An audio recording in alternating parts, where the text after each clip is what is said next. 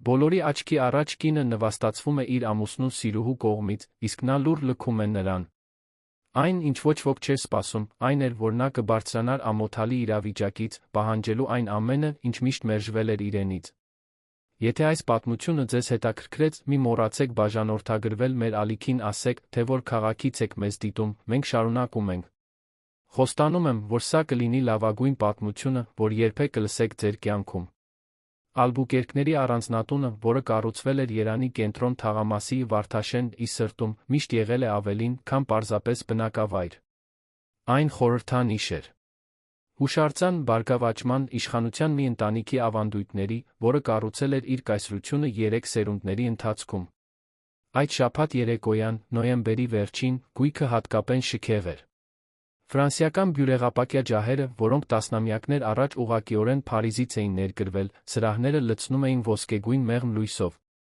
Ծաղիկները, բոլորը սպիտակ, անձամբ ընտրվել էին Բեատրիսի կողմից, մայրապետի, ով 5 տարի առաջ եռացել էր, թողնելով դատարկություն, որը ոչ ոք չէր համարձակվում լրացնել։ Ելենա Վասկոնսելոս Ալբուկերկը դիտում էր այդ ամենը հեռվից, կանգնած գլխավոր ննջասենյակի հայելու առջ։ Նրա զգեստը նուրբ կրեմագույն էր, էլեգանտ, առանց աչք շոյելու դասական կտրվածքով, որն ընդգծում էր նրա կազմվածքը առանց չափազանցության։ Նա դիտմամբ էր ընտրել այդ գույնը։ Կրեմագույնը չեզոք էր, աննկատ, գրեթե անտեսանելի նման երեկույթի փայլի մեջ։ Ելենան 12 տարվա ամուսնության ընթացքում սովորել էր, որ անտեսանելի լինելը գոյատման ռազմավարություն է։ Նրա մատները թեթակի դողում էին, երբ նա հարմարեցնում էր մարգարտյա վզնոցը, որը պատկանում էր իր սկեսրոջը։ Բեատրիսը միշտ քաղաքավարի էր եղել նրա հետ, ի տարբերություն այդ ընտանիքի շատ այլ անդամների։ Սկեսրոջ հիշողությունը կարոտի ցավ էր բերում, խառնված մի բանի հետ, որը Ելենան չէր սիրում անվանել նախանձ։ Բեատրիսը ուժեղ էր եղել։ Բեատրիսը ձայն ուներ։ Բեատրիսը երբեք թույլ չէր տվել, որ որևէ մեկը նրան նսեմացնի։ Ելենան խորը շունչ քաշեց նայեց իր արտացոլանքին։ 37 տարեկանում նա դեռ աղբանում էր այն հանգիստ գեղեցկությունը, որը գրավել էր Էդուարդո Ալբուկերկի ուշադրությունը, երբ նրանք հանդիպել էին բարեգործական միջոցառման ժամանակ, այդքան տարիներ առաջ։ Այն ժամանակ նա երիտասարդ էր, նոր էր ավարտել ճարտարապետությունը, լի երազանքներով, պլաններով։ Էդուարդոն անշարժ գույքի կայսրության ուղղակի ժառանգն էր, վստահ ժպիտի անվտանգության տեր, որը Ելենան սխալմամբ մեկնաբանել էր որպես բնավորության ամրություն։ Առաջին տարիները լավ էին եղել։ Կամ գոնե նա իրեն համոզել էր դրանում։ Էդուարդոն ուշադիր էր, երբ ցանկանում էր, առատաձեռն, թանկարժեք նվերներով, գիտեր, թե ինչպես հմայել ուրիշների ներկայությամբ։ Սակայն աստիճանաբար, ինչպես դանդաղ լուռ էրոզիա, սերը փոխարինվեց անտարբերությամբ։ Զրույցները դարձան մեխանիկական։ Ճաշերը՝ պաշտոնական։ Ժպիտները՝ մարզված։ Ելենան իրեն ավելի ու ավելի մենակ էր զգում, նույնիսկ նույն անկողինը, նույն տունը, նույն կյանքը կիսելով։ Եվ հետո հայտնվեց Պատրիսիան։ Ելենան փակեց աչքերը, փորձելով այդ կնոջ կերպարը հեռացնել մտքից, բայց ապարդյուն էր։ Պատրիսիա Կոստան մուտք էր գոր։ Ծել Էդուարդոյի կյանք մոտ 2 տարի առաջ, այդ ժամանակից ի վեր ամեն ինչ փոխվել էր։ Նա այն ամենն էր, ինչ Ելենան չէր։ Համարձակ, էքստրովերտ, սադրիչ։ Նա աշխատում էր որպես մարքեթինգի խորհրդատու Ալբուկերկ Գրուպ-ի ընկերություններից մեկում, բայց բոլորը գիտեին, որ նրա իրական գործառույթը շատ տարբեր էր։ Սկզբում Ելենան փորձեց ծածնել, թե չգիտի։ Նա անտեսում էր գաղտնի հայացքները, շնջացող հեռախոսազանգերը, վերջին րոպեի ուղղությունները։ Սակայն ճշմարտությունը ուրվականի պես պտտվում էր առանձնատան բոլոր սենյակներում, անհնար էր անտեսել։ Էդուարդոն այլս չէր փորձում թաքցնել։ Ընդհակառակը, թվում էր, թե նա նույնիսկ հաճույք էր ստանում հետքեր թողնելուց, կարծես ցանկանում էր, որ Ելենան իմանար, զգար տառապեր։ Ննջասենյակի դուռը կտրուկ բացվեց, Էդուարդոն մտավ առանց թակելու։ Նա երբեք չէր թակում։ Նա կրում էր մուգ մոխրագույն, կատարյալ հագնված կոստյում, մուգ մազերը հետ սանրված, շագանակագույն աչքերը, ինչպես միշտ սառը։ Դու դեռ պատրաստ չես, Ելենա։ Հյուրերն արդեն սկսել են գալ։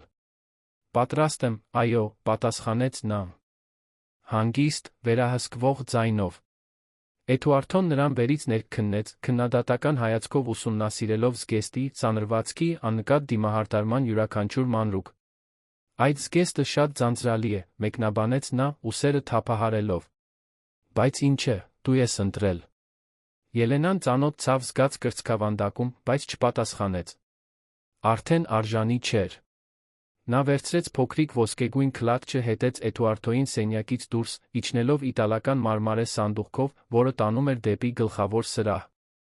Առանձնատունը լեփ-լեցուն էր։ Ավելի քան 200 հյուր շրջում էր ընդարձակ տարածքներում, բոլորը անթերի էլեգանտությամբ հագնված։ Գործարարներ, քաղաքական գործիչներ, արվեստագետներ, հասարակական էլիտա։ Երեկույթը նվիրված էր Ալբուկերկ գրուպ-ի հիմնադրման 55-ամյակին, նա ծառայում էր որպես ցուցափեղկ Էդուարդոյի համար, ով պատրաստվում էր պաշտոնապես ստանձնել ընկերության նախագահի պաշտոնը, հաջորդելով իր հորը, Օսվալդո Ալբուկերկին։ Օսվալդոն տպավորիչ մարդ էր, նույնիսկ 73 տարեկանում։ Բարձրահասակ, լայն ուսերով, մի շտլավ սանրված սպիտակ մազերով, նա կառավարում էր ընտանիքը ամուր ձեռքով։ Նրա ներկայությունը հարգանք էր ներշնչում, որոշ դեպքերում վախ։ Ելենան միշտ ջերմ հարաբերություններ է ունեցել Սկեսրայրի հետ, թե հեռավոր։ Օսվալդոն քիչ խոսող մարդ էր, բայց ուշադիր հայացքով։ Նա ամեն ինչ տեսնում էր, նույնիսկ երբ ձացնում էր, թե չի տեսնում։ Սրահ մտնելուն պես Ելենան անմիջապես շրջապատվեց քաղաքավարի շնորհավորանքներով, արարողակարգային գրկախառնություններով, օդային համբույրներով։ Նա ժպտում էր, շնորհակալություն հայտնում, մեխանիկորեն պատասխանում հարցերին, դեկորացիայի, ուտելիքի, նվագախմբի ընտրության մասին։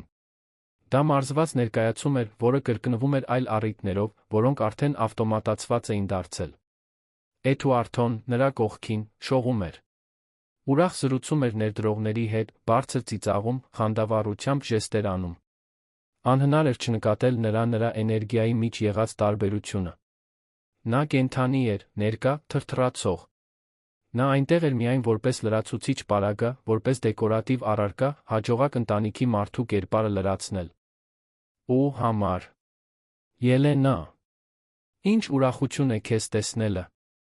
Քաղցր ծանոթ ձայնը ստիպեց Ելենային շրջվել։ Դա Լյուսիան էր, Էդուարդոյի մորաքույրը, Օսվալդոյի կրտսեր քույրը։ Լյուսիան միշտ տարբերվել էր ընտանիքի մնացած անդամներից։ Տարիներ շարունակ ամուսնալուծված, Փարիզում բնակվող նա ուներ մի ազատություն, որին Ելենան գաղտնի նախանձում էր։ Լյուսիան կրում էր էլեգանտ մուգ կապույտ կոստյում, աչքերում ուներ գաղտնի համաձայնության փայլ, որը Ելենան ճանաչում գնահատում էր։ Մորաքույր Լյուսիա, ինչ ուրախություն է, որ եկաք։ Ելենան նրան իսկապես գրկեց, ոչ միայն արարողակարգային գրկախառնություն։ Ես այս երեկույթը ոչ մի բանի համար բաց չէի թողնի։ Ի դեպ, դու շատ գեղեցիկ ես, սիրելիս։ Այս զգեստը քեզ վրա կատարյալ է։ Ելենան ժպտաց, զգալով, թե ինչպես է կրծքավանդակի ճնշումը թեթանում։ Շնորհակալություն։ Դուք նույնպես հիասքանչ եք։ Լյուսիան ավելի մոտեցավ, իջեցնելով ձայնը։ Ինչպե՞ս ես, Ելենա։ Իսկապես։ Հարցը Ելենային անակնկալի բերեց։ Նա բերանը բացեց, ավտոմատ պատասխան տալու, ասելու, որ լավ է, որ ամեն ինչ հիասքանչ է, բայց Լյուսիայի հայացքում ինչ-որ բան ստիպեց նրան վարանել։ Ես գոյատում եմ, պատասխանեց նա վերջապես, ձայնը գրեթե շշուկով։ Լյուսիան ուժեղ սեղմեց նրա ձեռքը։ Դու շատ ավելիին ես արժանի, սիրելիս։ Շատ ավելիին։ Մինչ Ելենան կպատասխաներ, տղամարդու ձայնը ընդհատեց նրանց։ Մորաքույր Լյուսիա։ Ելենա։ Դա Ռոդրիգոն էր, Էդուարդոյի զարմիկը, Լյուսիայի որդին։ Ռոդրիգոն 32 տարեկան էր, փաստաբան, միշտ քաղաքավարի ներկայություն էր եղել Ելենայի կյանքում։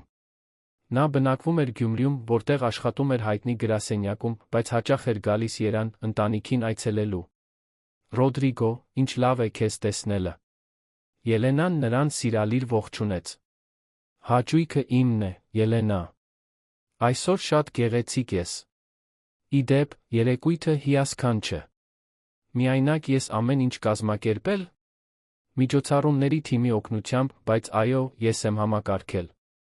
Ռոդրիգոն ժպտաց, Ելենան նկատեց, որ նա պատրաստվում էր ավելին ասել, երբ Էդուարդոն հայտնվեց նրա կողքին, ամուր բռնելով նրա արմունկը։ Ելենա, պետք է ինձ հետ գաս, ողջունելու սենատորք Արվալյոյին։ Նա քեզ է հարցնում։ Իհարկե, պատասխանեց նա ավտոմատորեն։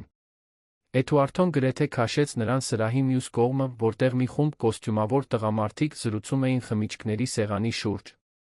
Ելենան հստակ գիտեր, թե ինչ էր պատրաստվում տեղի ունենալ։ Նրան կներկայացնեին, կգովերքեին որպես նվիրված տաղանդավոր կին, իսկ հետո կմոռանային, մինչ տղամարդիկ կխոսեին բիզնեսի մասին։ Միշտ այդպես էր լինում։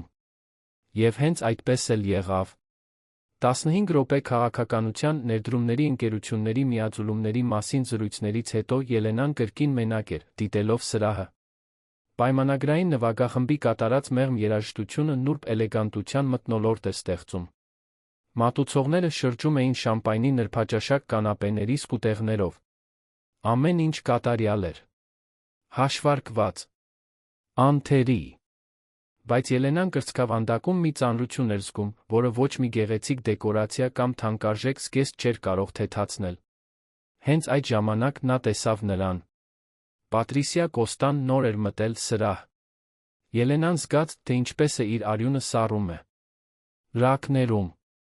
Պատրիսիան կրում էր վառ կարմիր, ձիգ զգեստ պարանոցի հատվածով, որը մարտահրավեր էր նետում լավ ճաշակի սահմաններին։ Նրա շիկահեր մազերը բաց էին կատարյալ ալիքներով, նա քայլում էր վստահությամբ, որը կարծես բղավում էր։ Ես արժանի եմ այստեղ լինել։ Ելենան չէր կարողանում հայացքը կտրել նրանից։ Պատրիսիան ծանոթությամբ ողջունում էր մարդկանց, բարձր ծիծաղելով, թերին դիպչելով, կարծես բոլորի հետ մտերիմ լիներ։ Եվ գուցե այդպես էլ կար։ Գուցե բոլորն էլ գիտեին։ Գուցե Ելենան միակն էր, ով դեռ ձացնում էր, թե չգիտի։ Ելենայի սիրտը ուժեղ բաբախում էր, բայց նա ստիպեց իրեն շեղել հայացքը, խորը շունչ քաշել, պահպանել հանգստությունը։ Ոչ այստեղ։ Ոչ հիմա։ Ոչ բոլորի առջ։ Բայց երբ նա աչքերով փնտրեց Էդուարդոին, այն, ինչ տեսավ, ստիպեց նրան ներսից դողալ։ Էդուարդոն նայում էր Պատրիսիային։ Դա աննկատ կամ պատահական հայացք չէր։ Դա երկարատ հայացք էր, լի մտադրությամբ։ Եվ երբ Պատրիսիան տեսավ նրան, նա ժպտաց։ Մտերիմ, գաղտնի ժպիտ։ Այնուհետ նա սկսեց քայլել դեպի նա։ Ելենան անշարժ դիտում էր, թե ինչպես է Պատրիսիան մոտենում Էդուարդոին։ Նրանք մի քանի բառ փոխանակեցին, որոնք Ելենան չկարողացավ լսել, բայց մարմնի լեզուն ամեն ինչ ասում էր։ Էդուարդոն ժպտում էր այնպես, ինչպես Ելենան տարիներ շարունակ չէր տեսել։ Անկեղծ, անկաշկանդ, երջանիկ ժպիտ։ Լիո։ Ուսյան կրկին հայտնվեց Ելենայի կողքին, հետելով նրա հայացքին։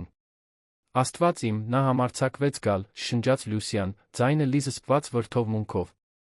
Նրան հրավիրել էին, հարցրեց Ելենան, ձայնը խռպոտ։ Ես գաղափար չունեմ։ Բայց սա անհեթեթություն է։ Անընդունելի անհարգալից վերաբերմունք։ Ելենան չպատասխանեց։ Նա փորձում էր մարսել այն, ինչ զգում էր։ Զայրույթ։ Տխրություն։ Նվաստացում։ Գուցե այդ ամենը միասին խառնված մի հանգույցի մեջ, որը սեղմում էր նրա կոկորդը կրծքավանդակը։ Ռոդրիգոն նույնպես մոտեցավ, նկատելով լարվածությունը։ Սա չի կարող տեղի ունենալ, ասաց նա, ձայնը ցածր, բայց ամուր։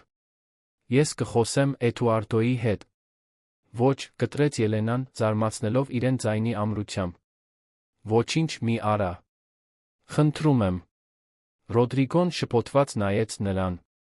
Ելենա, դու չես կարող պարզապես ընդունել սա։ Սա նվաստացուցիչ է։ Ես գիտեմ, չշնջաց նա։ Ես գիտեմ։ Բայց ինչ կարող էր անել նա։ Տեսարան ստեղծել։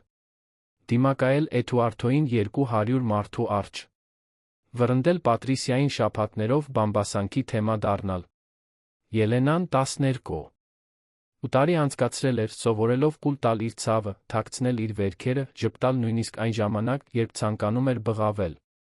Բայց մինչ նա դիտում էր Էդուարդոյին Պատրիսիային զրուցելիս, միասին ծիծաղելիս, կարծես Ելենան գոյություն չունենար, ինչ-որ բան սկսեց շարժվել նրա ներսում։ Դա փոքր էր, գրեթե աննկատ, բայց այնտեղ էր։ Կայծ։ Մի բանի սկիզբ, որը Ելենան դեռ չէր կարողանում անվանել, բայց որը սկսում էր այրվել, դանդաղ, համառորեն։ Երեկոն նոր էր սկսվում։ Եվ Ելենան դեռ չգիտեր, բայց ամեն ինչ պատրաստվում էր փոխվել։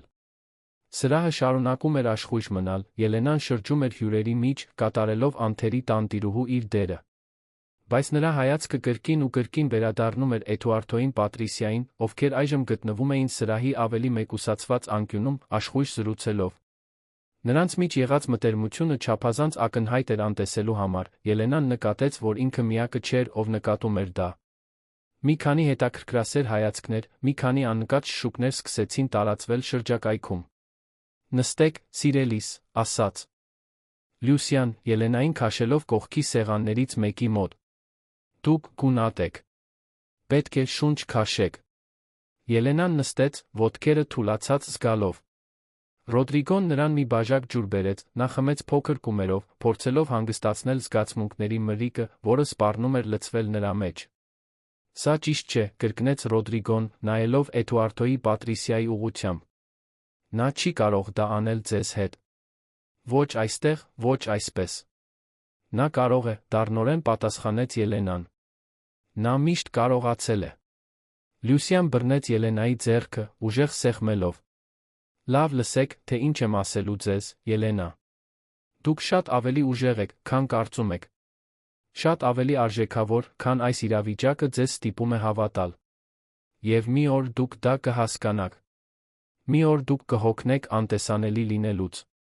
Ելենան նայեց Լյուսիային, աչքերը արցունքներով լցված, որոնք նա հրաժարվում էր թույլ տալ, որ թափվեն։ «Իսկ եթե ես արդեն հոգնել եմ»։ Լյուսիան ժպտաց, տխուր, բայց խրախուսող ժպիտով։ «Ապա գուցե ժամանակն է դրա հետ կապված ինչ-որ բան անել»։ Մինչ Ելենան կպատասխաներ, Օսվալդոյի ձայնը արձագանքեց սրահում, գրավելով բոլորի ուշադրությունը։ Պատրիարքը կանգնած էր սրահի կենտրոնում, ձեռքին շամպայնի բաժակ, նվագախումբը դադարեց նվագել։ Լռությունը արագորեն տիրեց։ «Իմ սիրելի ընկերներ, ընտանիքի անդամներ, գործընկերներ», սկսեց Օսվալդոն, ձայնը ամուր պարզ։ «Այսօր մենք նշում ենք 55 տարվա աշխատանք, նվիրում կառուցում։ Ալբուկերկ գրուպը բազմաթիվ քրտինքի, բազմաթիվ դժվար որոշումների, բազմաթիվ զոհաբերությունների արդյունք է։ Եվ մեծ հպարտությամբ եմ հայտարարում, որ իմ որդին, Էդուարդոն, հաջորդ ամսվանից պաշտոնապես կստանձնի ընկերության նախագահի պաշտոնը»։ Ծափահարությունները լցրին սրահը։ Էդուարդոն, Պատրիսիայի հետ միասին, լայնորեն ժպտում էր, ողջունելով մարդկանց։ Ելենան սրտխառնոցի ալիք զգաց։ Նա պետք է լիներ նրա կողքին այդ պահին։ Նրան պետք է հիշատակեին, ճանաչեին, ներառեին։ Բայց նա այնտեղ էր, նստած կողքի սեղանին, անտեսանելի, ինչպես միշտ։ Օսվալդոն շարունակեց խոսել ժառանգության, ապագայի, ընտանեկան արժեքների մասին։ Երգիծանքը Ելենայի ուշադրությունից չվրիպեց։ Ընտանեկան արժեքներ։ Ինչ կատ։ Աղ։ Երբ ելույթը ավարտվեց, նվագախումբը նորից սկսեց նվագել, մարդիկ վերսկսեցին իրենց զրույցները։ Էդուարդոյին շրջապատեցին շնորհավորանքներով, գովեստներով, իսկ Պատրիսիան մնաց նրա կողքին, կարծես նա լիներ օրինական ուղեկիցը, Ալբուկերկների իսկական տիկինը։ Ելենան զգաց, թե ինչպես է ինչ-որ բան կոտրվում իր ներսում։ Այն կայծը, որը սկսել էր այրվել, այժմ ավելի ուժեղ էր վառվում։ Նա հստակ չգիտեր, թե ինչ էր դա, բայց գիտեր, որ այլս չէր կարողանա կուլ տալ։ Այլս ոչ։ Ոչ այսպես։ Նա վեր կացավ սեղանից, անտեսելով Լյուսիայի Ռոդրիգոյի անհանգիստ բողոքները, սկսեց քայլել սրահով։ Նա պլան չուներ։ Չգիտեր, թե ինչ էր անում։ Բայց նրա ոտքերը գրեթե բնազդաբար տանում էին նրան Էդուարդոյի Պատրիսիայի ուղղությամբ։ Նա նրանցից մի քանի մետր հեռավորության վրա էր, երբ Պատրիսիան տեսավ նրան։ Նրանց հայացքները հանդիպեցին, Ելենան ինչ-որ բան տեսավ, որը ստիպեց նրան կանգ առնել։ Մարտահրավեր։ Պատրիսիան նրան նայում էր մաքուր մարտահրավերով, առանց քողարկման, առանց ամոթի։ Եվ հետո, նա ժպտաց։ Սադրիչ, ծաղրական, դաժան ժպիտ։ Ելենան կանգն է։ Այնտեղ, որտեղ էր, սիրտը կրծքավանդակում բաբախում էր։ Էդուարդոն նույնպես տեսավ նրան, բայց նրա արտահայտությունը անհարմարավետության էր, կարծես նրա ներկայությունը անհարմարություն լիներ։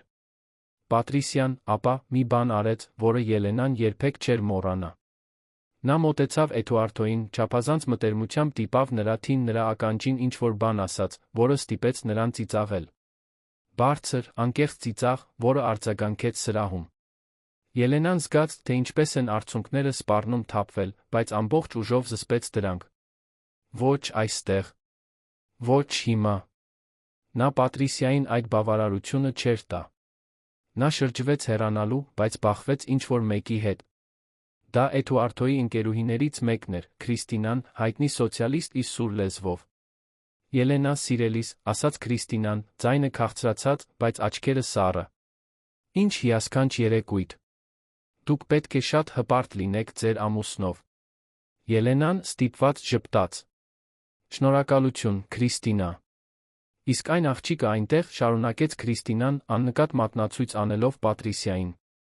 Նա Էդուարդոյի հետ է աշխատում։ Չէ։ Ինչ սիրալիր է։ Էդուարդոն կարծես շատ է սիրում նրան։ Սադրանքը պարզ էր, բայց Ելենան չկախվեց խայծից։ Կներեք, Քրիստինա։ Պետք է ինչ-որ բան ստուգեմ խոհանոցում։ Նա արագ հեռացավ, իր վրա զգալով հայացքների ծանրությունը։ Նա գիտեր, որ մարդիկ մեկնաբանում էին, շահարկում, դատապարտում։ Եվ գիտեր, որ Պատրիսիան հաճույք է ստանում դրա յուրաքանչյուր վայրկյանից։ Ելենան անցավ սրահով դեպի միջանցքը, որը տանում էր տան հետնամաս, շտապ անհրաժեշտություն ուներ մի պահ շունչ քաշելու, մի տեղ, որտեղ կարող էր վերականգնել վերահսկողությունը, մինչ ամեն ինչ փլուզվեր։ Բայց երբ նա անցավ ընտանեկան դիմանկարների պատկերասրահով, հետից քայլեր լսեց։ Նա շրջվեց, տեսավ Պատրիսիային, որը քայլում էր իր ուղղությամբ, ժպիտը դեռ դեմքին։ Ելենա, չէ, ասաց Պատրիսիան, ձայնը չափազանց քաղցր, անկեղծ լինելու համար։ Ինչ գեղեցիկ երեկույթ եք կազմակերպել։ Շատ աշխատանք պետք է տարած լինի։ Ելենան խորը շունչ քաշեց, փորձելով հանգիստ մնալ։ Շնորհակալություն։ Պատրիսիան ավելի մոտեցավ, դիտմամբ ներխուժելով Ելենայի անձնական տարածք։ Գի։ Տեկ, ես միշտ հիացել եմ ձեր նվիրվածությամբ։ Դուք այնքան լավ եք խնամում ամեն ինչ։ Տունը, երեկույթները, արտաքին տեսքը։ Իսկապես տպավորիչ է։ Տոնը ծաղրական էր, գրեթե դաժան։ Ելենան զգաց, թե ինչպես է զայրույթը բարձրանում կոկորդով, բայց շարունակեց լուռ մնալ։ Բայց ես մտածում եմ, շարունակեց Պատրիսիան, էլ ավելի մոտենալով։ Արդյոք արժե այդքան ջանք։ Այդքան զոհաբերություն։ Մի մարդու համար, ով ակնհայտորեն չի գնահատում ձեզ։ Բառերը Ելենային հարվածեցին որովայնին բռունցքով։ Նա բերանը բացեց պատասխանելու, բայց Պատրիսիան չավարտեց։ Էդուարդոն արժանի է մեկին, ով նրան երջանիկ կդարձնի։ Մեկին, ով կհասկանա նրան։ Մեկին, ով իսկապես կլինի նրա կողքին, ոչ միայն հարմարավետության կամ փողի համար։ Ելենան զգաց, թե ինչպես են իր եղունգները մխրճվում իր ափերի մեջ։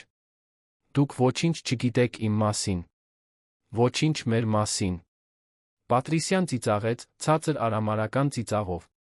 Ես բավականաչափ գիտեմ։ Ես գիտեմ, որ դուք պարզապես ստվեր եք այս տանը։ Դեկորատիվ ներկայություն։ Եվ ես գիտեմ, որ Էդուարդոն հոգնել է դրանից։ Նա ավելիին է արժանի։ Եվ նա կունենա ավելին։ Ելենան զգաց, թե ինչպես են արցունքները վերջապես թափվում, լուռ հոսելով այտերով։ Բայց մինչ նա կասեր որևէ բան, Պատրիսիան շրջվեց, քայլեց դեպի սրահ, Ելենային մենակ թողնելով միջանցքում, դողալով զայրույթից, ցավից, նվաստացումից։ Նա հենվեց պատին, փորձելով շունչ քաշել, փորձելով հասկանալ, թե ինչպես էր հասել այդ կետին։ Ինչպես էր թույլ տվել, որ իր կյանքը վերածվեր դրան։ Ինչպես էր թույլ տվել, որ Պատրիսիայի նման մեկը իրեն այդպես վերաբերվեր, իր սեփական տանը, բոլորի առջ։ Բայց խորքում Ելենան գիտեր պատասխանը։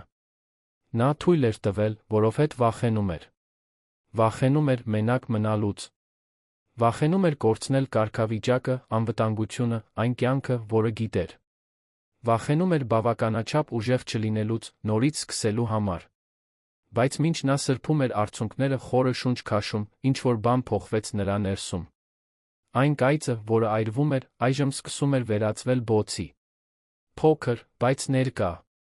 Եվ Ելենան, առաջին անգամ երկար ժամանակ հետո հասկացավ, որ գուցե, պարզապես գուցե, ինքը ավելի ուժեղ է, քան պատկերած։ Նում էր։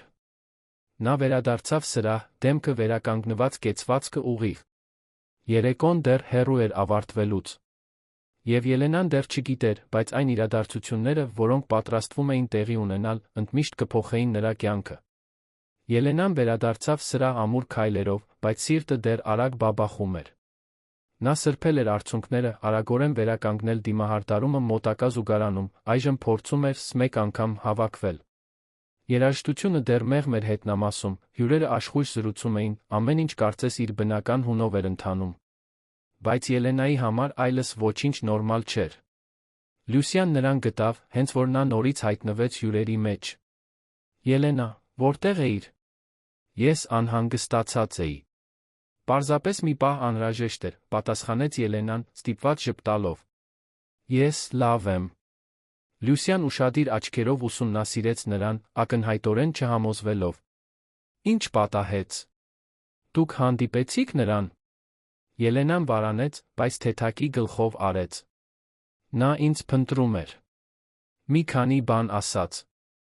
Ինչ տեսակի բաներ։ Բաներ, որոնք նա իրավո ընկ չուներ ասելու։ Բայց թող դա, մորաքույր Լյուսիա։ Ես նրան բավարարություն չեմ տա, ինձ տեսնելու փլուզված։ Լյուսյան քնքշորեն սեղմեց Ելենայի թը։ Դուք ավելի ուժեղ եք, քան կարծում եք, սիրելիս։ Երբեք մի մոռացեք դա։ Ելենան գլխով արեց, բայց ներսում դեռ զգում էր Պատրիսիայի խոսքերի արձագանքը։ Ստվեր։ Դեկորատիվ ներկայություն։ Բառերը հարվածել էին նրա ներսի խոցելի տեղին, մի տեղի, որը Ելենան փորձում էր պաշտպանել ամբողջ ուժով։ Ռոդրիգոն մոտեցավ, Ելենայի համար մի բաժակ շամպայն բերելով։ Վերցրեք, ձեզ դա պետք է։ Ելենան ընդունեց բաժակը, բայց հազիվ շուրթերին դիպավ։ Նրա ստամոքսը չափազանց խառնված էր խմիչքների կամ ուտելիքի համար։ Երեքն էլ մնացին այնտեղ, կողքի սեղաններից մեկի մոտ, դիտելով սրահի շարժումը։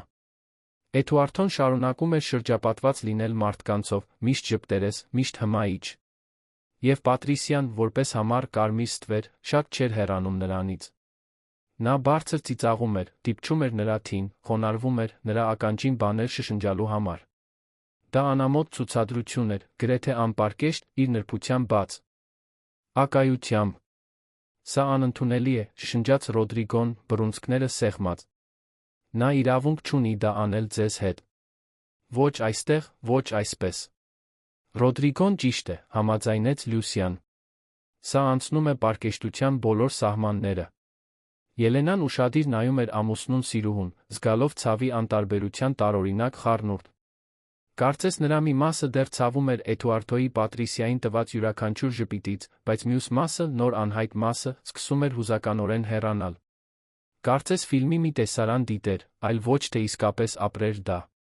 Հենց այդ ժամանակ Օսվալդոն նորից հայտնվեց, այս անգամ խմբի գլխավոր ներդրողներից մի քանիսի ուղեկցությամբ։ Նա լրջորեն զրուցում էր, իշխանությամբ ժեստեր անելով, ակնհայտորեն խոսելով բիզնեսի մասին։ Ելենան դիտում էր Սկեսրայրին, այդ մարդուն, ով միշտ հեռավոր, բայց հարգարժան կերպար էր եղել։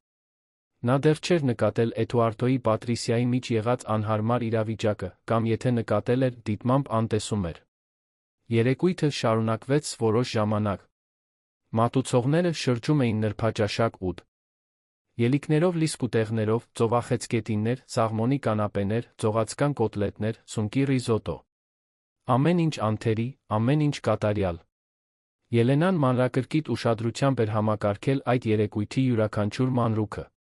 Եվ հիմա այդ ամենը անհեթեթ անտեղի էր թվում։ Գրեթե մեկ ժամ անց նվագախումբը հայտարարեց, որ կարճատ ընդմիջում կանի։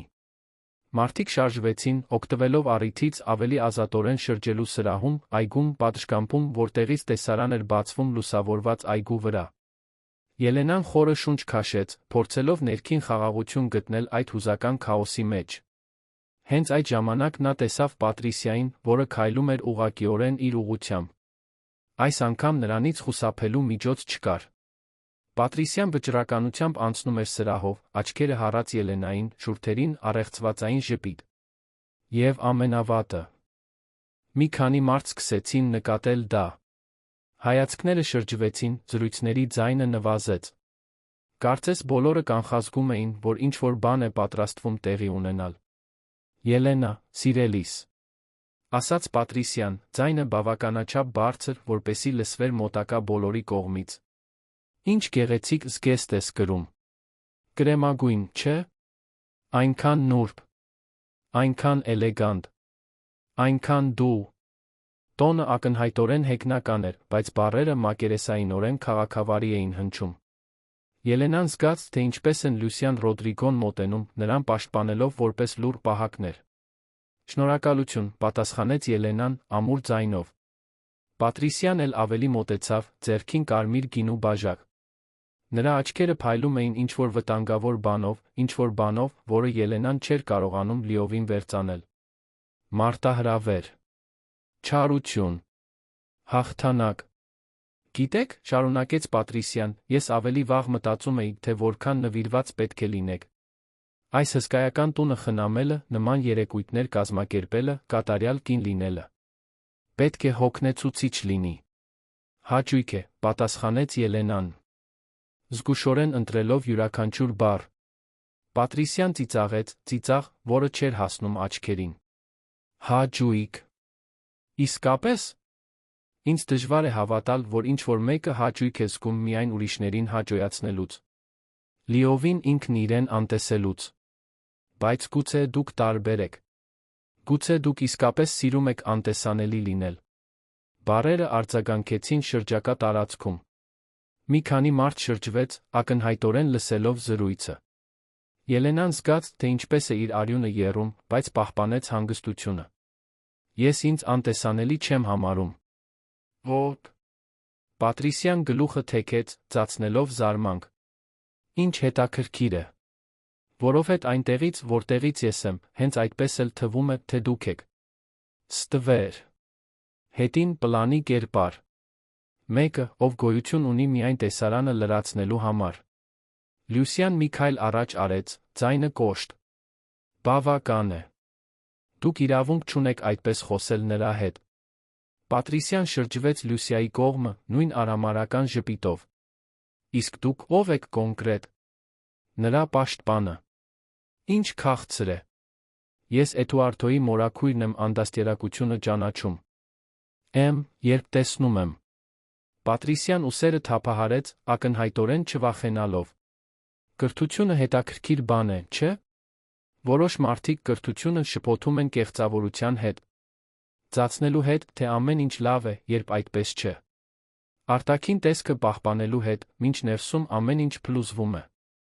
Նա նորից հայացքը հառեց Ելենային, ով անշարժ մնացել էր, բռունցքները մարմնի կողքին սեղմած։ Դուք գիտեք, թե ինչի մասին եմ խոսում, չէ՞, Ելենա։ Դուք հստակ գիտեք, թե ինչպես է ապրել ստի մեջ։ Ձացնել, թե երջանիկ եք։ Ձացնել, թե ձեր ամուսնությունը իրական է։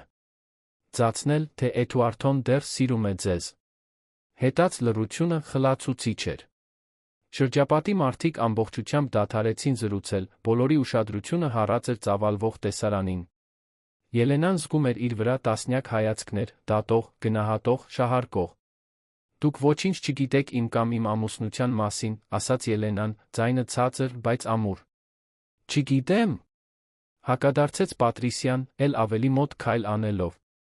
Ես գիտեմ, որ Էդուարդոն ձեզ տարիներ շարունակ չի սիրել։ Ես գիտեմ, որ դուք ապրում եք առանձին սենյակներում։ Ես գիտեմ, որ դուք նրա համար պարզապես պարտավորություն եք, մի բեռ, որը նա կրում է, որովհետև դա հարմար է։ Եվ ես գիտեմ, որ նա հոգնել է։ Հոգնել է ձեզանից։ Ելենան բառերը զգաց որպես դաշույնի հարվածներ։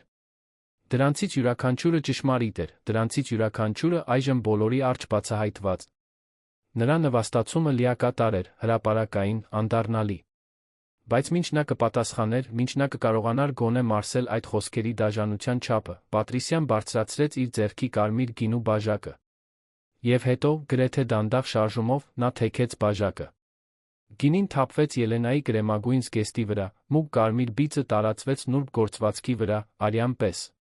Հեղուկը հոսեց մետաքսի վրայով, բիծ թողնելով, ոչնչացնելով, նշան դնելով։ Ելենան անշարժացավ, նայելով իր փչացած զգեստին, անկարող մարսելու այն, ինչ նոր էր տեղի ունեցել։ Սրահում լռությունը բացարձակ էր։ Նվագախումբը դադարել էր նվագել։ Մատուցողները սառել էին իրենց տեղում։ Բոլորը, բացարձակապես բոլորը, նայում էին Ելենային նրա զգեստի վրա տարածվող բծին։ Պատրիսյան ձեռքը բերանին դրեց, սարսափ ծածնելով։ Օ, Աստված իմ։ Կներեք։ Ես սայթաքեցի։ Պատահական էր։ Բայց նրա աչքերը հակառակն էին ասում։ Նրա աչքերը փայլում էին բավարարությունից, դաժան հաղթանակից։ Դա պատահական չէր եղել։ Եվ բոլորը գիտեին դա։ Ելենան շարունակում էր անշարժ մնալ, նայելով կարմիր բծին, որը ոչնչացնում էր կրեմագույն զգեստը։ Նրա խնամքով ընտրված զգեստը։ Նրա անտեսանելիության զրահը։ Այժմ փչացած, բծավորված, բացահայտված։ Հենց այդ ժամանակ հայտնվեց Էդուարդոն, ճանապարհ բացելով շփոթված հյուրերի միջով։ Ելենան սպասում էր, որ նա կպաշտպանի իրեն, որ կդիմակայի Պատրիսիային, որ գոնե որե տեսակի աջակցություն ցույց կտա։ Բայց այն, ինչ նա արեց, շատ ավելի վատ էր։ Դա պատահական էր, ասաց Էդուարդոն, ձայնը բարձր ամուր։ Ակնհայտորեն նա սայթաքեց։ Նման բաներ պատահում են։ Ելենան դանդաղ շրջվեց դեպի նա, աչքերը լայն բացված ցնցումից անհավատությունից։ Պատահականություն, կրկնեց նա, ձայնը դողդոջուն։ Այո, պատասխանեց Էդուարդոն, խուսափելով նրա հայացքից։ Պատահականություն։ Պետք չէ դրամա։ Նել, Ելենա։ Բառերը Ելենային հարվածեցին դեմքին ապտակի պես։ Նա ստում էր։ Պաշտպանում էր Պատրիսիային։ Նվազեցնում էր այն նվաստացումը, որը նա նոր էր կրել 200 մարդու առջ։ Դրամաշ շնջաց Ելենան, զգալով, թե ինչպես են արցունքները վերջապես թափվում։ Դուք կարծում եք, որ սա դրամա է։ Ելենա, եկեք սա մասնավոր կերպով լուծենք, ասաց Էդուարդոն, ակնհայտորեն անհարմարավետ զգալով այն ուշադրությունից, որը տեսարանը գրավում էր։ Բայց Ելենան չշարժվեց։ Նա այնտեղ էր փակված, բացահայտված, նվաստացված, ջախջախված։ Գինու բիծը կարծես այրում էր նրա մաշկը, ֆիզիկական հիշեցում, թե որքան քիչ արժեք ուներ նա իր ամուսնու համար։ Լուսյան Ռոդրիգոն արագորեն մոտեցան, Լուսյան շալ դրեց Ելենայի ուսերին, փորձելով ծածկել բծի մի մասը։ Եկեք հեռանանք այստեղից, սիրելիս, մեղմորեն ասաց Լուսյան։ Ձեզ ավելի հանգիստ տեղ կտանենք։ Ռոդրիգոն կատաղած հայացք նետեց Էդուարդոյին։ Ինչպես կարող ես դա անել նրա հետ։ Ինչպես կարող ես այդպես ստել։ Մի խոսեք ինձ հետ այդ տոնով, Ռոդրիգո, հակադարձեց Էդուարդոն, ձայնը կոշտ։ Սա ձեր գործը չէ։ Իմ գործն է, երբ տեսնում եմ, թե ինչպես է իմ ընտանիքի անդամներից մեկին այդքան անհարգալից վերաբերվում։ Երկու տղամարդկանց միջ լարվածությունը շոշափելի էր։ Ռոդրիգոն մի քայլ առաջ արեց, բայց Լուսյան բռնեց նրա թից։ Ոչ հիմա։ Նախ Ելենային խնամենք։ Երեքն էլ սկսեցին հեռանալ սրահի կենտրոնից, Ելենան քայլում էր որպես ավտոմատ, դեռ ցնցված։ Բայց մինչ նրանք քայլում էին, Ելենան կարող էր լսել շշուկները, որոնք սկսում էին տարածվել։ Տեսաք, թե ինչ պատահեց։ Դա պատահական չէր։ Ինչ անհարմար իրավիճակ։ Խեղճ Ելենա։ Սմարթֆոնները սկսեցին հայտնվել։ Աննկատ լուսարձակումներ։ Տեսանյութեր էին ձայնագրվում։ Ելենայի նվաստացումը փաստագրվում էր, գրանցվում, անմահացվում։ Մի քանի ժամից դա կտարածվեր WhatsApp-ի խմբերում, սոցիալական ցանցերում, բամբասանքի կայքերում։ Նվաստացված կինը։ Համարձակ սիրուհին։ Վախկոտ ամուսինը։ Լուսյան Ելենային տարավ մի փոքր սենյակ, տան հետնամասում գտնվող մի տեսակ մասնավոր գրադարան։ Ռոդրիգոն փակեց դուռը նրանց հետից, Ելենային մի պահի մենակություն տալով հետաքրքրասեր հայացքներից հեռու։ Ելենան նստեց բազկաթոռին, մարմինը դողում էր։ Լուսյան ծնկի իջավ նրա կողքին, բռնելով նրա ձեռքերը։ Շունչ քաշեք, սիրելիս։ Խորը շունչ քաշեք։ Ամեն ինչ լավ է։ Բայց ամեն ինչ լավ չէր։ Ոչինչ լավ չէր։ Ելենան զգում էր, կարծես աշխարհը փլուզվել էր իր շուրջը։ Կարծես լուր արժանապատվության բոլոր տարիները, մասնավոր նվաստացումները կրելը, հանգեցրել էին այդ սարսափելի հրապարակային պահին։ Նա ստեց, շշնջաց Ելենան, ձայնը կոտրված։ Նա ստեց բոլորի առջ։ Նա ընտրեց նրան։ Իմ դեմքին։ Բոլորի առջ։ Լուսյան ուժեղ սեղմեց նրա ձեռքերը։ Ես գիտեմ, սիրելիս։ Ես գիտեմ։ Եվ դա աններելի է։ Բայց դուք թույլ չեք տա, որ դա ձեզ սահմանի։ Դուք թույլ չեք տա, որ նա ձեզ ոչնչացնի։ Ռոդրիգոն քայլում էր այս ու այն կողմ, ակնհայտորեն կատաղած։ Սա այդպես չի մնա։ Էդուարդոն պետք է վճարի դրա համար։ Եվ այդ կինը նույնպես։ Հանգիստ, Ռոդրիգո, խնդրեց Լուսյան։ Եկեք հստակ մտածենք։ Հիմա առաջնահերթությունը Ելենան է։ Ելենան նայեց զգեստի վրայի գինու բծին։ Այն այնքան մեծ էր, այնքան մուգ։ Անհնար էր անտեսել։ Եվ հանգ։ Արդ նա իրեն ծիծաղելիս տեսավ։ Դառը ծիծաղ, լի հեգնանքով։ Գիտեք, թե ինչն է զվարճալի, ասաց նա տարօրինակ ձայնով։ Ես այս զգեստն ընտրել էի, որովհետև ցանկանում էի անտեսանելի լինել։ Ցանկանում էի աննկատ մնալ։ Եվ հիմա ես միակ բանն եմ, որ բոլորը տեսնում են։ Լուսյան Ռոդրիգոն անհանգիստ հայացքներ փոխանակեցին։ Ելենա, դուք ցնցման մեջ եք, մեղմորեն ասաց Լուսյան։ Դա նորմալ է։ Բայց մենք այստեղ ենք։ Դուք մենակ չեք։ Ելենան շարունակում էր նայել բծին, հիպնոսացած։ 12 տարի։ 12 տարի ես փորձեցի լինել կատարյալ կին։ Կազմակերպել կատարյալ երեկույթներ։ Պահել կատարյալ տունը։ Կատարյալ ժպտալ։ Եվ ինչի՞ համար։ Այսպես նվաստացվելու համար։ Նրա կողմից պաշտպանվելու համար, ոչ թե նրա կողմից։ Նա աչքերը բարձրացրեց Լուսիայի վրա, այնտեղ ինչ-որ նոր բան կար։ Մի բան, որը նախկինում չկար։ Ես հիմար էի։ Ոչ, դուք չէիք, ամուր հակադարձեց Լուսյան։ Դուք հավատարիմ էիք։ Դուք նվիրված էիք։ Դուք հավատացիք ամուսնությանը, ընտանիքին։ Դրանում հիմար բան չկա։ Բայց ես թույլ տվեցի։ Ես թույլատրեցի։ Ես Էն ինչ կուլ տվեցի լուր, մտածելով, որ ուժեղ եմ, արժանապատիվ։ Բայց ես պարզապես վախկոտ էի։ Ռոդրիգոն ծնկի իջավ նրա մյուս կողմում, բռնելով նրա մյուս ձեռքը։ Դուք վախկոտ չեք, Ելենա։ Դուք ամենաուժեղ մարդն եք, ում ես ճանաչում եմ։ Եվ այն, ինչ տեղի ունեցավ այնտեղ, ձեր մեղքը չէր։ Դա նրա ընտրությունն էր։ Երկուսի ընտրությունն էլ։ Ելենան փակեց աչքերը, արցունքները հիմա ազատորեն հոսում էին։ Ես չգիտեմ, թե ինչ անել։ Ես չգիտեմ, թե ինչպես շարունակել դրանից հետո։ Դուք հիմա պետք չէ իմանաք, ասաց Լուսյան։ Առայժմ դուք պարզապես պետք է շունչ քաշեք։ Պարզապես պետք է գոյատեք այս գիշերը։ Մնացածը մենք կիմանանք հետո։ Բայց մինչ Ելենան այնտեղ էր, ժամանակավորապես պաշտպանված Լուսիայի Ռոդրիգոյի կողմից, նա գաղափար չուներ, թե ինչ էր կատարվում դրսում։ Նա չգիտեր, որ միջադեպի տեսանյութերն արդեն խելահեղորեն տարածվում էին հյուրերի միջ։ Նա չգիտեր, որ բամբասանքի կայքերի լրագրողներին արդեն տեղեկացրել էին։ Նա չգիտեր, որ իր նվաստացումը պատրաստվում էր վիրուսային դառնալ։ Եվ նա չգիտեր, որ Էդուարդոն, զղջալու փոխարեն,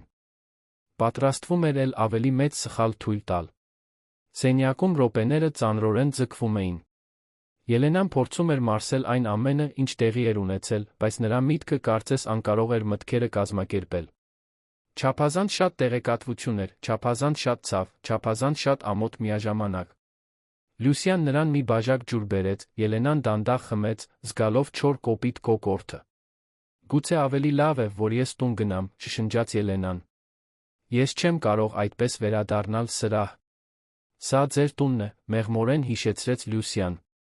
Դուք պետք չէ, ուր գնաք։ Բայց Ելենան գլուխը թափահարեց։ Ոչ։ Սա իմ տունը չէ։ Երբեք չի եղել։ Միշտ եղել է նրա տունը։ Միշտ եղել է Ալբուկերկների տունը։ Ես միշտ պարզապես այցելու եմ եղել այստեղ։ Դա ճիշտ չէ, ասաց Ռոդրիգոն։ Դուք այս տունը կառուցել եք ոչ պակաս, քան մյուսները։ Բայց Ելենան համոզված չէր։ Նա վեր կացավ, թեթակի ճոճվելով, Լուսյան բռնեց նրա թից։ Հանգիստ։ Դուք դեռ ցնցման մեջ եք։ Ելենան քայլեց դեպի գրադարանի պատուհանը, նայելով դրսի լուսավորված այգուն։ Նա կարող էր լսել շա։ Լունակվող երեկույթի խլացված ձայնը։ Երաժշտությունը նորից սկսվել էր։ Զրույցները վերսկսվել էին։ Կյանքը շարունակվում էր, ինչպես միշտ, անտարբեր միայնակ մարդու ցավի նկատմամբ։ Նրանք բոլորը իմ մասին են խոսում, չէ՞, հարցրեց Ելենան, աչքերը չկտրելով այգուց։ Լյուսիան վարանեց, բայց որոշեց անկեղծ լինել։ Հավանաբար։ Բայց դուք հիմա պետք չէ դրանով անհանգստանաք։ Ելենան նորից ծիծաղեց, այդ դառը ծիծաղով, որը ուրախություն չուներ։ Պետք չէ անհանգստանալ։ Իմ կյանքը նոր փլուզվեց 200 մարդու առջ։ Իմ նվաստացումը գրանցվեց տեսանյութերում, որոնք հավանաբար արդեն տարածվում են։ Ինչպես կարող եմ չանհանգստանալ։ Որովհետև դուք ավելին եք, քան դա, պատասխանեց Լյուսիան, քայլելով դեպի նա։ Դուք ավելին եք, քան այս պահը։ Ավելին, քան այս երեկույթը։ Ավելին, քան այս ամուսնությունը։ Ելենան շրջվեց Լյուսիայի կողմը, աչքերը կարմիր այնքան լացելուց։ Ես այլս չգիտեմ, թե ով եմ։ Ես այնքան ժամանակ անցկացրի լինելով Էդուարդոյի կինը, տիկին Ալբուկերկը, որ մոռացա, թե ով էր Ելենան։ Եվ հիմա, նայեք ինձ։ Ես այլս նույնիսկ կին չեմ։ Գոնե ոչ մի հարգված կին։ Լյուսիան ուժեղ գրկեց Ելենային, Ելենան վերջապես փլուզվեց, հեկեկալով Էդուարդոյի մորաքրոջ ուսին։ Թող դուրս գա, սիրելիս։ Թող ամեն ինչ դուրս գա։ Եվ Ելենան լացեց։ Լացեց 12 վատնված տարիների համար։ Լացեց հրապարակային նվաստացման համար։ Լացեց դավաճանության համար։ Լացեց այն ամենի համար, ինչ եղել էր, այն ամենի համար, ինչ երբեք չէր լինի։ Բայց մինչ նա լացում էր, մինչ նա թույլ էր տալիս, որ ցավը ազատորեն հոսի, ինչ-որ բան սկսեց տեղի ունենալ նրա ներսում։ Ցավը, թե կործանարար, սկսեց տարածություն ստեղծել։ Տարածություն զայրույթի համար։ Տարածություն վրդովմունքի համար։ Տարածություն մի ուժի համար, որը Ելենան չգիտեր, որ ուներ։ Երբ նա վերջապես հեռացավ Լյուսիայի գրկից, նրա աչքերը տարբեր էին։ Դեռ կարմիր, դեռ թաց, բայց տարբեր։ Նա անպատիժ չի մնա դրանից, ասաց նա, ձայնը ցածր, բայց ամուր։ Ռոդրիգոն մոտեցավ։ Ինչ ես ուզում ասել։ Ելենան նայեց երկուսին, այդ գիշեր առաջին անգամ նրա հայացքում վճռականություն կար։ Ես դեռ չգիտեմ։ Բայց ես պարզապես չեմ ընդունիս։ Ես պարզապես չեմ կուլ տա, չեմ շարունակի, կարծես ոչինչ չի պատահել։ Ինչ-որ բան պետք է փոխվի։ Ես պետք է փոխվեմ։ Լյուսիան ժպտաց, հպարտ։ Ահա դա է ոգին։ Բայց մինչ նրանք կկարողանային շարունակել զրույցը, գրադարանի դուռը կտրուկ բացվեց։ Դա Էդուարդոն էր, Պատրիսիան հենց նրա հետից։ Երկուսն էլ զայրացած էին թվում։ Ելենա, պետք է խոսենք, ասաց Էդուարդոն իշխանական ձայնով։ Ելենան շրջվեց դեպի նա, Էդուարդոն թեթակի զարմացավ նրա դեմքի արտահայտությունից։ Դա այն ենթարկվող վիրավորված արտահայտությունը չէր, որին նա սովոր էր տեսնել։ Դա ինչ-որ նոր բան էր։ Մի բան, որը նա չէր ճանաչում։ Ինչի՞ մասին խոսենք, Էդուարդո։ Այս ամբողջ իրավիճակի մասին։ Դու պետք է վերադառնաս սրահ լուծես դա։ Լուծել, կրկնեց Ելենան, անհավատալիորեն։ Ինչպես լուծել։ Պատրիսիան առաջացավ, ձայնը կեղծ քաղցր։ Ելենա, ես գիտեմ, որ թյուրիմացություն կար։ Բայց դա իսկապես պատահական էր։ Ես սայթաքեցի։ Եվ կարծում եմ, որ կարող կլիներ, որ դուք դա պարզաբանեք հյուրերին։ Մարդիկ սխալ տպավորություն են ստանում։ Ելենան նայեց Պատրիս Յային, հետո Էդուարդոյին, հետո նորից Պատրիսիային։ Եվ հետո, ինչ-որ բան նրա ներսում վերջապես ամբողջությամբ կոտրվեց։ Բայց ոչ ցավից։ Ազատագրումից։ Դուք ուզում եք, որ ես վերադառնամ այնտեղ ստեմ։ Ասեմ, որ դա պատահական էր, երբ բոլորը տեսան, թե ինչ արեցիք։ Դա պատահական էր, պնդեց Էդուարդոն։ Եվ դուք չափազանցնում եք։ Ինչպես միշտ։ Ելենան մի քայլ առաջ արեց, Էդուարդոն բնազդաբար հետ քաշվեց։ Ինչպես միշտ։ Ես միշտ չափազանցնում եմ։ Թե։ Դուք միշտ նվազեցնում եք այն ամենը, ինչ ինձ ցավ է պատճառում։ Ելենա, մի սկսեք դրամա, զգուշացրեց Էդուարդոն։ Բայց Ելենան չդադարեց։ Դուք ուզում եք, որ ես ներողություն խնդրեմ։ Որ վերադառնամ այնտեղ, այս փչացած զգեստով, ծածնեմ, թե ամեն ինչ լավ է։ որ ժպտամ ընդունեմ այն աղավաղված տարբերակը, որը դուք երկուստ ուզում եք վաճառել։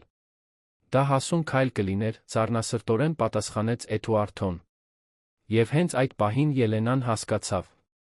Նա իսկապես դա էր սպասում իրենից։ Սպասում էր, որ նա կուլ կտա, կներեր, կձացներ։ Ինչպես միշտ արել էր։ Ինչպես միշտ կաներ։ Բայց ոչ այս անգամ։ Ոչ, ասաց նա պարզապես։ Էդուարդոն թարթեց աչքերը, զարմացած։ Ինչպես։ Ես ասացի ոչ։ Ես չեմ վերադառնա այնտեղ։ Ես չեմ ստի։ Ես ներողություն չեմ խնդրի։ Որովհետև ես ոչինչ սխալ չեմ արել։ Էդուարդոյի արտահայտությունը դարձավ կոշտ, վտանգավոր։ Ելենա, դուք սա շատ ավելի եք մեծացնում, քան պետք է լինի։ Ոչ, Էդուարդո։ Դուք եք սա մեծացրել։ Դուք նա։ Էդուարդոն փորձեց մոտենալ, բայց Ռոդրիգոն արգելափակեց նրա ճանապարհը։ Կարծում եմ, ավելի լավ է հետ քաշվեք, Էդուարդո։ Դուրս եք ճանապարհից, Ռոդրիգո։ Սա իմ կնոջ միջը։ Ձեր կինը, ում նոր հրապարակայնորեն նվաստացրիք։ Հակադարձեց Ռոդրիգոն։ Ձեր կինը, ում դավաճանեցիք բոլորի առջ։ Այդ կինը։ Օդում լարվածությունը խեղդող էր։ Եվ Ելենան գիտեր, որ դա դեռ հեռու էր ավարտվելուց։ Գիշերը դեռ շատ շրջադարձեր էր պահում։ Եվ նա պատրաստվում էր պարզել, թե որքան հեռու էր Էդուարդոն պատրաստ գնալ, պաշտպանելու իր սեփական կերպարը։ Գրադարանում լռությունը խիտ էր, լի լարվածությամբ չասված խոսքերով։ Էդուարդոն նայում էր Ելենային, կարծես անծանոթուհի լիներ, մեկը, ում նա այլս չէր ճանաչում։ Եվ գուցե հենց այդպես էլ կար։ Գուցե Ելենան 12 տարվա մեջ առաջին անգամ թույլ էր տալիս, որ իր իսկական էությունը դուրս գա ենթարկվածության լռության շերտերից։ Դուք կզղջաք դրա համար, Ելենա, ասաց Էդուարդոն, ձայնը ցածր սպառնալից։ Կզղջաք ինձ այդպես մարտահրավեր նետելու համար, բոլորի առջ։ Ինձ մարտահրավեր նետել։ Ելենան ծիծաղեց, առանց հումորի։ Էդուարդո, դուք ինձ դավաճանեցիք, ինձ հրապարակայնորեն նվաստացրիք, հիմա ուզում եք, որ ես շնորհակալ լինեմ։ Որ ես խոնարհվեմ ընդունեմ։ Այդ ժամանակները անցյալում են։ Պատրիսիան, ով մինչ այդ դիտում էր տեսարանը, զայրույթի հետաքրքրասիրության խառնուրդով, որոշեց միջամտել։ Տեսեք, Ելենա, ես հասկանում եմ, որ դուք վրդովված եք։ Բայց դուք պետք է բաները ռացիոնալ տեսնեք։ Էդուարդոն հեղինակություն ունի պահպանելու։ Նրա ընկերությունը, նրա ընտանիքը, այդ ամենը վտանգված է։ Հիմա սկանդալը։ Բոլորի համար սարսափելի կլիներ։ Բոլորի համար։ Կրկնեց Ելենան, շրջվելով Պատրիսիայի կողմը։ Թե միայն ձեր նրա համար սարսափելի կլիներ։ Պատրիսիան ձեռքերը ծալեց, կեղծ համակրանքի դիմակը սկսում էր ճաքել։ Մի դրամատիկացրեք։ Այստեղ ոչ ոք չի փորձում ձեզ վնասել։ Մենք պարզապես փորձում ենք սա քաղաքակիրթ կերպով լուծել։ Քաղաքակիրթ։ Ելենան զգաց, թե ինչպես է զայրույթը բարձրանում կոկորդով։ Դուք դիտմամբ գինի լցրիք իմ վրա, 200 մարդու առջ, ուզում եք խոսել քաղաքակրթության մասին։ Դա պատահական էր, պնդեց Պատրիսիան, բայց նրա ձայնը հիմա ավելի քիչ համոզիչ էր հնչում։ Սուտ է, կտրեց Ելենան։ Եվ դուք դա գիտեք։ Բոլորը գիտեն դա։ Այն տեսանյութերը, որոնք տարածվում են, դա ապացուցում են։ Էդուարդոն ակնհայտորեն լարվեց։ Ինչ տեսանյութեր։ Ռոդրիգոն առաջացավ, հեռախոսը գրպանից հանելով։ Այս տեսանյութերը արդեն ամենուր են։ WhatsApp խմբեր, Instagram, Twitter։ Բոլորը տեսնում են։ Եվ ձայնը շատ պարզ է, Էդուարդո։ Հնարավոր է հստակ լսել նրա սադրանքները, դիտմամբ թափվող բաժակի ձայնը, ձեր սու։ Պաշտպանելով, թե դա պատահական էր։ Էդուարդոն գունատվեց։ Նա խլեց հեռախոսը Ռոդրիգոյի ձեռքից դիտեց տեսանյութը, արտահայտությունը ավելի ու ավելի լարված դառնալով։ Պատրիսիան նույնպես մոտեցավ տեսնելու, Ելենան նկատեց հենց այն պահը, երբ նա հասկացավ իրավիճակի լրջությունը։ Նրա դեմքը գունատվեց, նա մի քայլ հետ քաշվեց։ Դա կարող է խմբագրված լինել, շնջաց Պատրիսիան, բայց նրա ձայնը թույլ էր, առանց համոզիչ լինելու։ Ռոդրիգոն հետ վերցրեց հեռախոսը։ Կա առնվազն 20 տարբեր տեսանյութ, տարբեր անկյուններից, բոլորը ցույց են տալիս նույն բանը։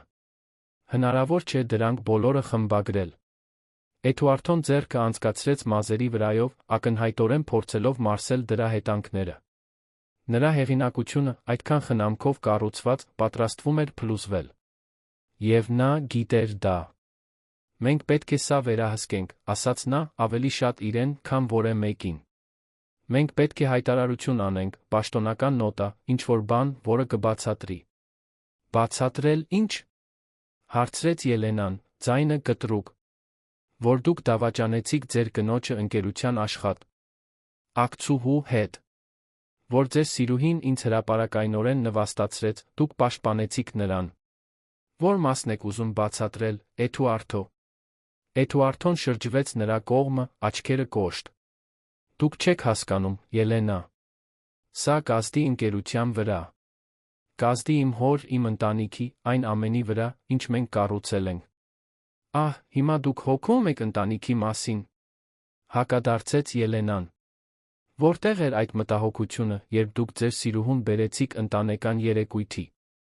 Երբ դուք ամբողջ գիշեր անտեսեցիք ինձ։ Երբ դուք ստեցիք իմ դեմքին բոլորի առջ։ Բավական է։ Բղավեց Էդուարդոն, կորցնելով վերահսկողությունը։ Դուք ինձ այդպես չեք հարցաքննի։ Ես ձեր ամուսինն եմ։ Ամուսին։ Ելենան մի քայլ առաջ արեց, առանց վախի։ Դուք տարիներ շարունակ ամուսնու պես չեք վարվել, Էդուարդո։ Դուք վարվում եք որպես անծանոթ։ Ավելին, որպես թշնամի։ Սենյակում լարվածությունը հասել էր գագաթնակետին։ Լուսյան մոտեցավ Ելենային, պաշտպանող ձեռք դնելով նրա ուսին, մինչ Ռոդրիգոն կանգնեց Էդուարդոյի Ելենայի միջ, ակնհայտորեն պատրաստ միջամտելու, եթե անհրաժեշտ լիներ։ Հենց այդ ժամանակ Էդուարդոն մի բան արեց, որը ցնցեց բոլորին սենյակում։ Նա ձեռքը մեկնեց փորձեց բռնել Ելենայի թը, քաշելով նրան դեպի դուռը։ Դու հիմա ինձ հետ կգաս այդ սրահ, դա կշտկես, հրամայեց նա, ձայնը ցածր վտանգավոր։ Ռոդրիգոն անմիջապես բռնեց Էդուարդոյի թից, ստիպելով նրան բաց թողնել Ելենային։ Հեռացրեք ձեր ձեռքը նրանից։ Հիմա։ Էդուարդոն շրջվեց Ռոդրիգոյի կողմը, կատաղած։ Դուք խառնվում եք այնտեղ, որտեղ ձեզ չեն կանչել, Ռոդրիգո։ Ինչ-որ մեկը պետք է ձեզ կանգնեցնի, մինչ ավելի վատ բան անեք։ Երկու տղամարդիկ դեմ առ դեմ կանգնած էին, լարվածությունը շոշափելի էր։ Էդուարդոն ավելի մեծ էր, ավելի ուժեղ, բայց Ռոդրիգոն վախ չէր ցուցաբերում։ Ելենան դիտում էր տեսարանը, զգալով երախտագիտության մեղքի խառնուրդ։ Ռոդրիգոն իրեն վտանգում էր նրա համար, դիմակայելով Էդուարդոյին այնպես, ինչպես քչերը կհամարձակվեին։ Պատրիսիան, նկատելով, որ իրավիճակը դուրս էր գալիս վերահսկողությունից, փորձեց միջամտել։ Ժողովուրդ, եկեք բոլորս հանգստանանք։ Սա ոչ մի տեղ չի տանում։ Բայց ոչ ոք չէր լսում։ Էդուարդո։ Նհրեց Ռոդրիգոյին, ով գրեթե կորցրեց հավասարակշռությունը, բայց ամուր մնաց։ Իրավիճակը պատրաստվում էր վերածվել ֆիզիկական բախման, երբ գրադարանի դուռը նորից բացվեց։ Այս անգամ Օսվալդոն էր։ Ընտանիքի պատրիարքը ծանր քայլերով մտավ սենյակ, դեմքը զսպված կատաղության դիմաc։ Նրա հայացքը անցավ այնտեղ գտնվող բոլորի վրայով, Էդուարդոյի, Պատրիսիայի, Ելենայի, Լուսիայի, Ռոդրիգոյի, գնահատելով, դատելով, հասկանալով։ Ինչ է կատարվում այստեղ, հարցրեց նա, ձայնը հանգիստ, բայց լի իշխանությամբ։ Ոչ ոք անմիջապես չպատասխանեց։ Էդուարդոն հեռացավ Ռոդրիգոյից, փորձելով վերականգնել կեցվածքը։ Հայրիկ, ես կարող եմ բացատրել։ Օսվալդոն ձեռքը բարձրացրեց, լռեցնելով որդուն։ Ես հիմա քո բացատրությունները չեմ ուզում, Էդուարդո։ Ես ուզում եմ հասկանալ, թե ինչ է կատարվում։ Նա քայլեց դեպի Ելենան, ով դեռ կանգնած էր պատուհանի մոտ, զգեստը գինու բծերով, աչքերը կարմիր, բայց գզակը բարձր պահած։ Ելենա, լավ ես։ Հարցրեց Օսվալդոն, նրա ձայնում անկեղծ քնքշություն կար, որը զարմացրեց Ելենային։ Նա դանդաղ գլխով արեց։ Այո, պարոն։ Օսվալդո։ Օսվալդոն ուսումնասիրեց բծավոր զգեստը, հետո նայեց Պատրիսիային, ով փորձեց փոքր ելալ սենյակի անկյունում։ Դու արել ես դա։ Ուղղակիորեն հարցրեց նա։ Դա պատահական էր, պարոն Ալբուկերկ, պատասխանեց Պատրիսիան, փորձելով համոզիչ հնչել։ Ես սայթաքեցի։ Օսվալդոն երկար ժամանակ ուսումնասիրեց նրան, Ելենան հստակ տեսավ, թե երբ նա որոշեց, որ Պատրիսիան ստում է։ Ծերունին հիմար չէր։ Նա գիտեր սուտը ճանաչել, երբ տեսնում էր։ Ռոդրիգոն առաջացավ, հեռախոսը ցույց տալով Օսվալդոյին։ Պապիկ, գուցե պետք է սա տեսնես։ Օսվալդոն վերցրեց հեռախոսը, լուր դիտեց տեսանյութը։ Նրա արտահայտությունը ավելի ու ավելի մռայլ էր դառնում։ Երբ ավարտեց, նա հեռախոսը վերադարձրեց Ռոդրիգոյին, շրջվեց Էդուարդոյի կողմը։ Դու տեսա՞ր դա։ Էդուարդոն վարանեց, բայց գլխով արեց։ Տեսա։ Եվ ինչ էր քո արձագանքը։ Էդուարդոն չպատասխանեց։ Օսվալդոն մի քայլ առաջ արեց։ Ես հարցրի, թե ինչ էր քո արձագանքը, Էդուարդո։ Ես փորձեցի հանգստացնել իրավիճակը, պատասխանեց Էդուարդոն պաշտպանողաբար։ Փորձեցի խուսափել ավելի մեծ սկանդալ։ Իից ստելով, պաշտպանելով նրան, ով քեզ նվաստացրեց։ Սա էր քո գաղափարը իրավիճակը հանգստացնելու մասին։ Էդուարդոն բերանը բացեց, բայց ձայն չհանեց։ Օսվալդոն շրջվեց Պատրիսիայի կողմը։ Ո՞վ է նրան հրավիրել այս երեկույթին։ Պատրիսիան կուլ տվեց։ Ես։ Էդուարդոն նշեց, որ ես կարող եմ գալ։ Էդուարդոն շտապեց միջամտել։ Հայրիկ, նա ընկերության աշխատակցուհի է։ Կարծեցի, որ դա տեղին կլիներ։ Տեղին։ Օսվալդոն արհամարհանքով կրկնեց բառը։ Դուք կարծում եք, որ տեղին է ձեր սիրուհուն բերել ընտանեկան երեկույթի։ Ձեր կնոջը նվաստացնել հրապարակայնորեն ամբողջ Երանի հասարակության առջ։ Հետաց լռությունը բացարձակ էր։ Օսվալդոն բարձրաձայն ասել էր այն, ինչ բոլորը գիտեին, բայց ոչ ոք չէր համարձակվում բառերով արտահայտել։ Էդուարդոն սիրավեպ ուներ։ Եվ Պատրիսիան նրա սիրուհին էր։ Էդուարդոն փորձեց բողոքել։ Հայրիկ, դուք չեք հասկանում։ Ելենան ես, մենք տարիներ շարունակ իրական ամուսնություն չունենք։ Նա դա գիտի։ Օսվալդոն շրջվեց նրա կողմը, աչքերը կատաղությունից այրվում էին։ Ապա դուք կարծում եք, որ սա արդարացվա։ Դե։ Որքանի որ դուք այլս չեք սիրում միմյանց, դուք կարող եք ձեր սիրուհուն բերել նրա տուն, թույլ տալ, որ նա հրապարակայնորեն նվաստացվի։ Էդուարդոն լռեց, հասկանալով, որ իր ասած ցանկացած բան միայն կվատթարացներ իրավիճակը։ Օսվալդոն նորից շրջվեց Ելենայի կողմը։ Ելենա, կներեք։ Այս ամենի համար։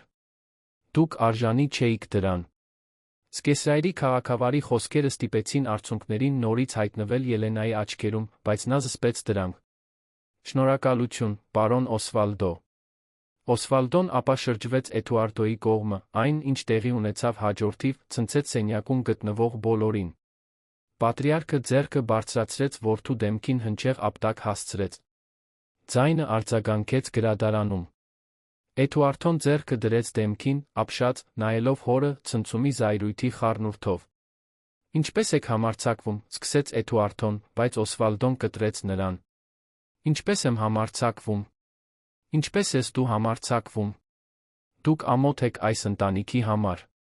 Ամոթ Ալբուկերկ անվան համար։ Ձեր մայրը, եթե ողջ լիներ, կամաչեր ձեզանից։ Բառերը Էդուարդոյին հարված է։ Ցին դաշույնի պես։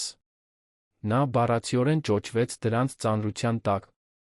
Օսվալդոն շարունակեց, ձայնը կոշտ անդրդվելի։ Դուք ստեցիք։ Դուք դավաճանեցիք։ Դուք նվաստացրիք։ Եվ հիմա դուք կվճարեք հետանքների համար։ Նա շրջվեց Պատրիսիայի կողմը։ Դուք ազատված եք աշխատանքից։ Եվ ես ուզում եմ, որ անմիջապես հեռանաք այս գույքից։ Պատրիսիան գունատվեց։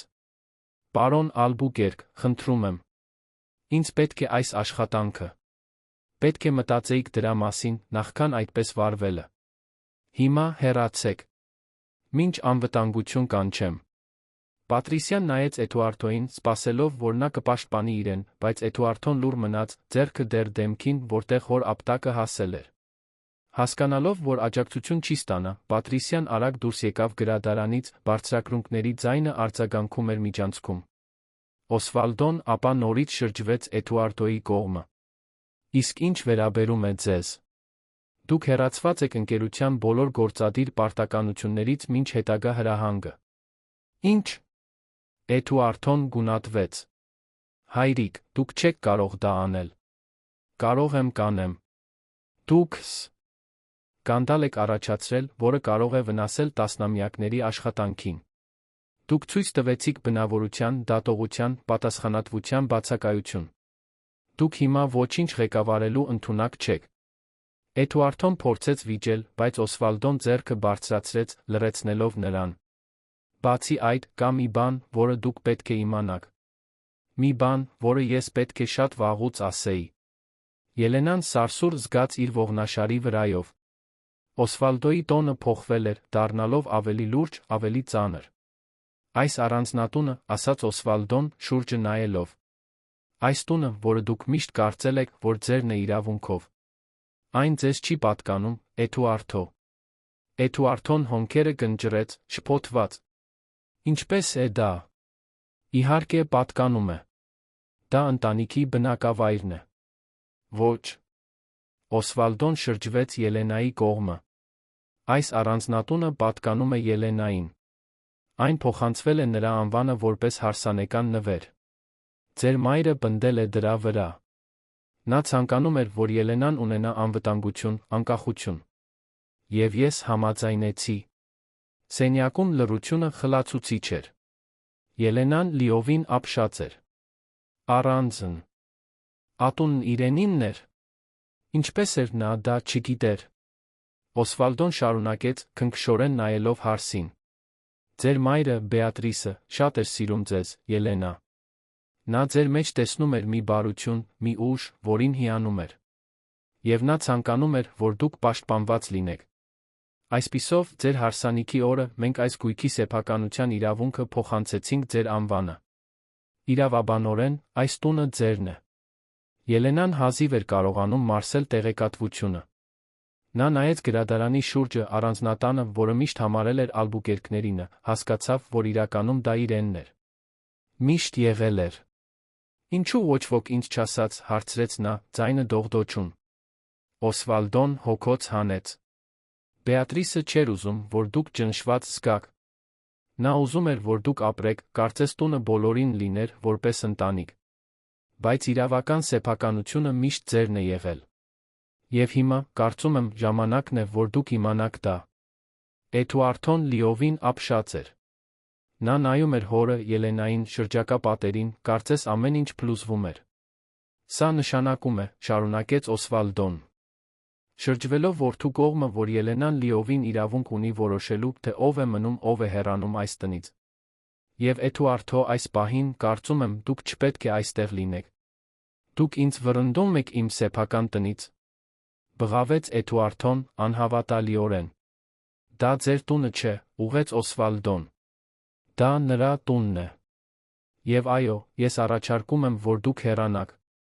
Գոնե մինչ իրավիճակը հանգստանա։ Մինչ դուք մտածեք ձեր ընտրությունների մասին։ Էդուարդոն նայեց Ելենային, սպասելով, որ նա կմիջամտի, որ կասի, թե դա անհրաժեշտ չէ, որ նա կարող է մնալ։ Բայց Ելենան լուռ մնաց, դեռ մարսելով այն ամենը, ինչ նոր էր հայտնաբերել։ Ելենա, ասաց Էդուարդոն, ձայնը հիմա ավելի մեղմ, գրեթե աղերսող։ Խնդրում եմ։ Մենք կարող ենք լուծել սա։ Մենք կարող ենք խոսել։ Բայց Ելենան պարզապես նայեց նրան, առանց արտահայտության։ Կարծում եմ, դուք պետք է գնաք, Էդուարդո։ Ինչպես ձեր հայրը առաջարկեց։ Բառերը վերջնական դատավճիռ էին։ Էդուարդոն անշարժացավ, անկարող հավատալու այն, ինչ լսում էր։ Իր կինը, այն կինը, ում նա միշտ համարել էր ենթարկվող կանխ։ Ատեսելի, համաձայնում էր վռնդել իրեն։ Դուք կզղջաք դրա համար, ասաց նա, ձայնը նորից կոշտ։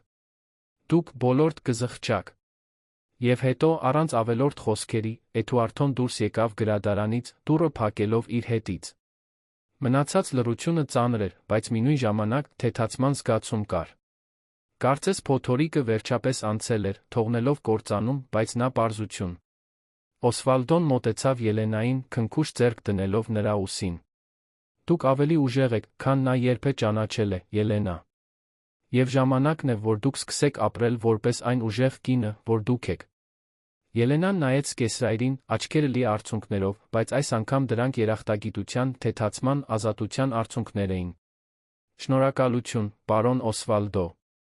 Ամեն ինչի համար։ Օսվալդոն գլխով արեց շրջվեց Լուսիայի Ռոդրիգոյի կողմը։ Խնամեք նրան։ Նրան աջակցություն պետք կլինի առաջիկա շաբաթներին։ Կանենք, խոստացավ Լուսիան։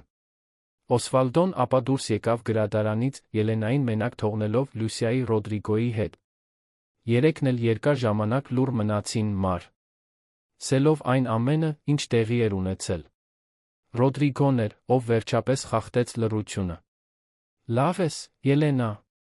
Ելենան նայեց գրադարանի շուրջը, առանձնատանը, որն այժմ գիտեր, որ օրինականորեն իրենն է, զգաց, թե ինչպես է ինչ-որ բան փոխվում իր ներսում։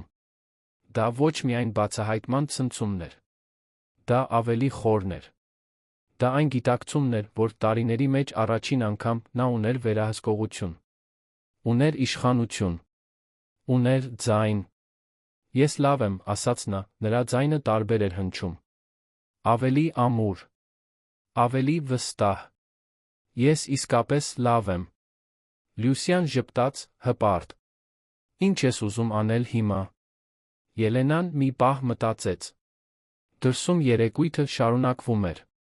Հյուրերը դեռ սրահում էին, հավանաբար մեկնաբանում էին այն ամենը, ինչ տեղի էր ունեցել, շահարկում, դատապարտում։ Եվ Ելենան հասկացավ, որ ընտրություն ուներ։ Կարող էր թաքնվել, կարող էր փախչել, կարող էր թույլ տալ, որ պատմությունը վերահսկվեր ուրիշների կողմից։ Կամ նա կարող էր վերցնել իր սեփական պատմության ղեկը։ Ես ուզում եմ վերադառնալ սրահ, ասաց նա, զարմացնելով նույնիսկ իրեն։ Լուսիան։ Ռոդրիգոն նայեցին նրան, անհանգստացած։ Համոզվա՞ծ ես։ Հարցրեց Լուսիան։ Պետք չէ դա հիմա անել։ Բայց Ելենան գլուխը թափահարեց։ Այո, ինձ պետք է։ Ես պետք է բոլորին ցույց տամ, որ չեմ թաքնվի։ Որ չեմ փախչի։ Սա իմ տունն է։ Եվ ժամանակն է, որ ես այդպես էլ վարվեմ։ Ռոդրիգոն ժպտաց։ Ապա գնանք։ Միասին։ Ելենան խորը շունչ քաշեց, հարմարեցրեց այն շալը, որը Լուսիան դրել էր իր ուսերին, սկսեց քայլել դեպի սրահ։ Յուրաքանչյուր քայլով նա զգում էր, թե ինչպես է ուժը մեծանում իր ներսում։ Այն կայծը, որը սկսել էր այրվել երեկոյի սկզբին, այժմ լիարժեք բոց էր, լուսավորելով նրա ճանապարհը։ Նա հստակ չգիտեր, թե ինչ էր ասելու կամ անելու, երբ հասներ սրահ։ Բայց գիտեր, որ 12 տարվա մեջ առաջին անգամ նա պատրաստվում էր խոսել իր սեփական ձայնով։ Եվ ոչ ոք, բացարձակապես ոչ ոք, այլս չէր լռեցնի նրան։ Ելենան առանձնատան միջանցքներով քայլեց ամուր քայլերով, Լուսիան մի կողմից, իսկ Ռոդրիգոն մյուս կողմից, որպես լուռ պահապաններ։ Երեկույթի աղմուկը ավելի ու ավելի էր բարձրանում, երբ նրանք մոտենում էին գլխավոր սրահին։ Երաժշտությունը մեղմորեն նվագում էր, զրույցները խառնվում էին անընդհատ աղմուկի մեջ։ Բայց Ելենան գիտեր, որ հենց ինքը մտնի այդ սրահ, ամեն ինչ կփոխվի։ Երբ հասան մեծ սրահի մուտքին, Ելենան մի պահ կանգ առավ։ Նրա ձեռքը թեթակի դողաց, երբ նա բռնեց շալը ուսերին։ Գինու բիծը զգեստի վրա դեռ այնտեղ էր, անհնար էր անտեսել, ֆիզիկական հիշեցում այն ամենի մասին, ինչ տեղի էր ունեցել։ Բայց այս անգամ Ելենան այդ բիծը չէր տեսնում որպես նվաստացման խորհրդանիշ։ Նա տեսնում էր որպես ճշմարտության խորհրդանիշ։ Խիզախության։ Նոր սկզբի։ Պատրաստ ես։ Շշնջաց Լուսիան նրա կողքին։ Ելենան խորը շունչ քաշեց գլխով արեց։ Ես պատրաստ եմ։ Եվ ապա, բարձր պահած կզակով հայացքը առաջ հառած, նա մտավ սրահ։ Արդյունքը անմիջական էր։ Զրույցները աստիճանաբար նվազում էին, երբ մարդիկ նկատում էին նրա ներկայությունը։ Գլուխները շրջվում էին։ Հետաքրքրասեր հայացքներ, որոշները կարեկցող, մյուսները դատող, բոլորը հառած էին նրա վրա։ Նվագախումբը, նկատելով մթնոլորտի փոփոխությունը, նվազեցրեց երաժշտության ձայնը, մինչ այն ամբողջությամբ դադարեց։ Հա։ Ստատված լռությունը ծանր էր, լի սպասումով։ 200 մարդ նայում էր Ելենային, սպասելով, թե ինչ կանի նա, ինչպես կարձագանքի, կփլուզվի, թե ամուր կմնա։ Ելենան դանդաղ քայլեց դեպի սրահի կենտրոնը, որտեղ մի փոքր հարթակ էր տեղադրվել երեկոյի ելույթների համար։ Նրա յուրաքանչյուր քայլը արձագանքում էր մարմարի վրա, ուժեղացված շուրջը տիրող բացարձակ լռությամբ։ Նա կարող էր զգալ իր վրա հառած հայացքները, կարող էր պատկերացնել մտքերը, շահարկումները, դատողությունները։ Բայց երկար ժամանակվա մեջ առաջին անգամ նա չէր մտածում դրա մասին։ Երբ հասավ հարթակին, Ելենան բարձրացավ երկու աստիճանով կանգնեց բոլոր հյուրերի դիմաց։ Նրա սիրտը ուժեղ բաբախում էր, բայց նրա ձեռքերն այլևս չէին դողում։ Նա շուրջը նայեց, տեսնելով ծանոթ դեմքեր։ Էդուարդոյի ընկերները, գործընկերները, հասարակական էլիտա, քաղաքական գործիչներ։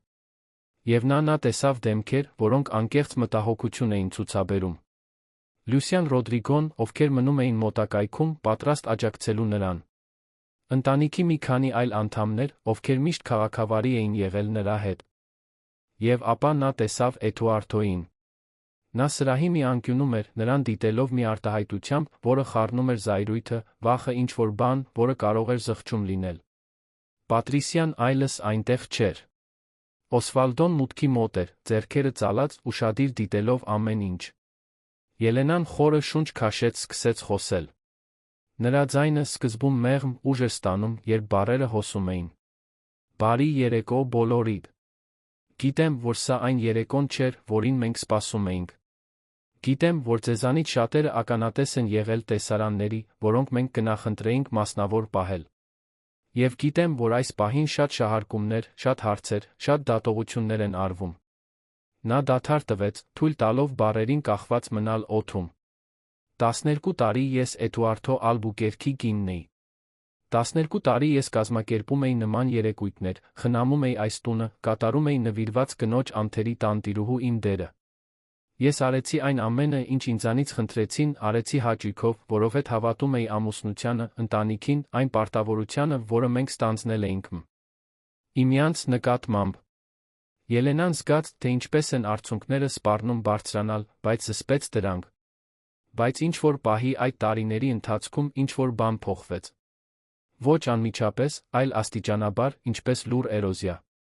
Սերը փոխարինվեց անտարբերությամբ։ Զրույցները լռությամբ։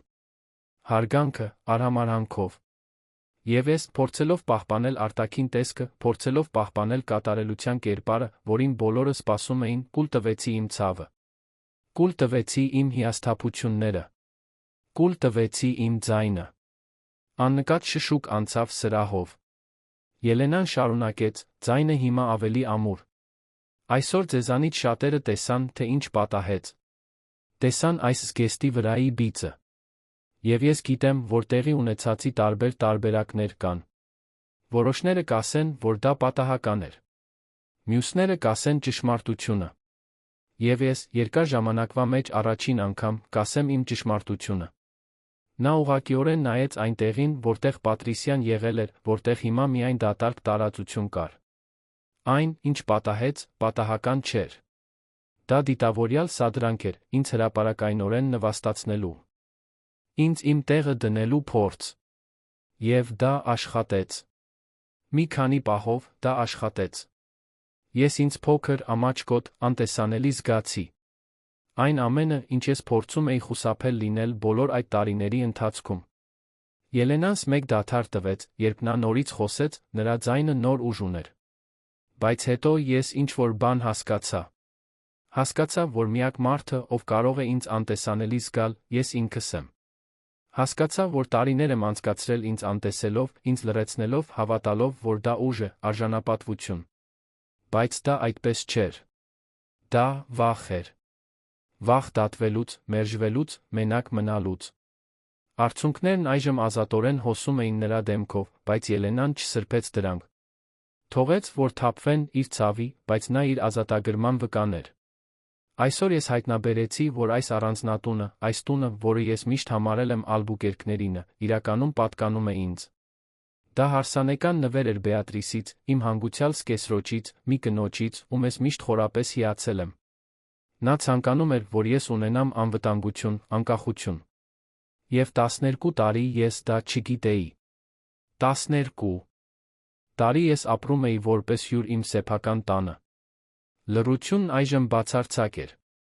Ոչ ոք չէր համարձակվում ընդհատել։ Ոչ ոք նույնիսկ բարձր չէր շնչում։ Բայց հիմա ես գիտեմ։ Եվ հիմա ես ընտրում եմ։ Ընտրում եմ այլս չընդունել, որ ինձ վերաբերվեն որպես երկրորդականի, որպես դեկորատիվի, որպես անտեսանելիի։ Ընտրում եմ օգտագործել իմ ձայնը։ Ընտրում եմ ապրել իմ սեփական տանը արժանապատվությամբ, հարգանքով, ինքնասիրությամբ։ Ելենան ուղղակիորեն նայեց Էդուարդոյին, նրա ձայնը, թե ամուր, նա տխրություն էր պարունակում։ Էդուարդո, դուք իմ ամուսինն էիք 12 տարի։ Մենք կիսեցինք լավ պահեր, ստեղծեցինք հիշողություններ, երդվեցինք։ Բայց ինչ-որ տեղ ճանապարհին դուք մոռացաք, թե ինչ էր նշանակում լինել գործընկեր։ Մոռացաք, թե ինչ էր նշանակում հարգանք։ Եվ այսօր ձեր ընտրությունները հետանքներ ունեցան։ Էդուարդոն շեղեց հայացքը, անկարող դիմակայելու Ելենայի հայացքին։ Ելենան ապա շրջվեց բոլոր հյուրերի կողմը, ձեռքերը բացելով մի ժեստով, որը ներառում էր բոլորին։ Ձեզ բոլորիդ, ովքեր տարիներ շարունակ ճանաչում են մեզ, ովքեր այսօր եկել են այստեղ մեր ընտանիքի հետ տոնելու, ես խնդրում եմ միայն մի բան։ Հիշեք, որ յուրաքանչյուր կատարյալ ամուսնության, յուրաքանչյուր մարզված ժպիտի, յուրաքանչյուր անթերի արտաքին տեսքի հետում մարդիկ կան։ Մարդիկ, ցավերով, հիասթափություններով, սահմաններով։ Եվ որ իսկական ուժը այդ խոցելիությունները թաքցնելու մեջ չէ, այլ դրանք ճանաչելու, դրանց հետ կապված ինչ-որ բան անելու մեջ։ Նա խորը շունչ քաշեց, զգալով տարիների լռության ծանրությունը վերջապես ցրվելիս։ Ես չգիտեմ, թե ինչ է ինձ սպասվում ապագայում։ Ես չգիտեմ, թե արդյոք իմ ամուսնությունը կարող է վերականգնվել, թե արդեն ավերվել է անդառնալիորեն։ Բայց ես գիտեմ, որ այսօրվանից ես ապրում եմ ճշմարտությամբ։ Իմ ճշմարտությամբ։ Եվ ոչ ոք, բացարձակապես ոչ ոք, այլս չի լռեցնի ինձ։ Ելույթի ավարտին հաջորդած լռությունը խախտվեց ծափահարությամբ։ Միակ ծափահարություն, որը եկավ Օսվալդոից։ Եվ ապա մեկ այլը, Լյուսիայից։ Եվ մեկ այլը, Ռոդրիգոյից։ Եվ աստիճանաբար, ալիքի պես, այլ հյուրեր նույնպես սկսեցին ծափահարել։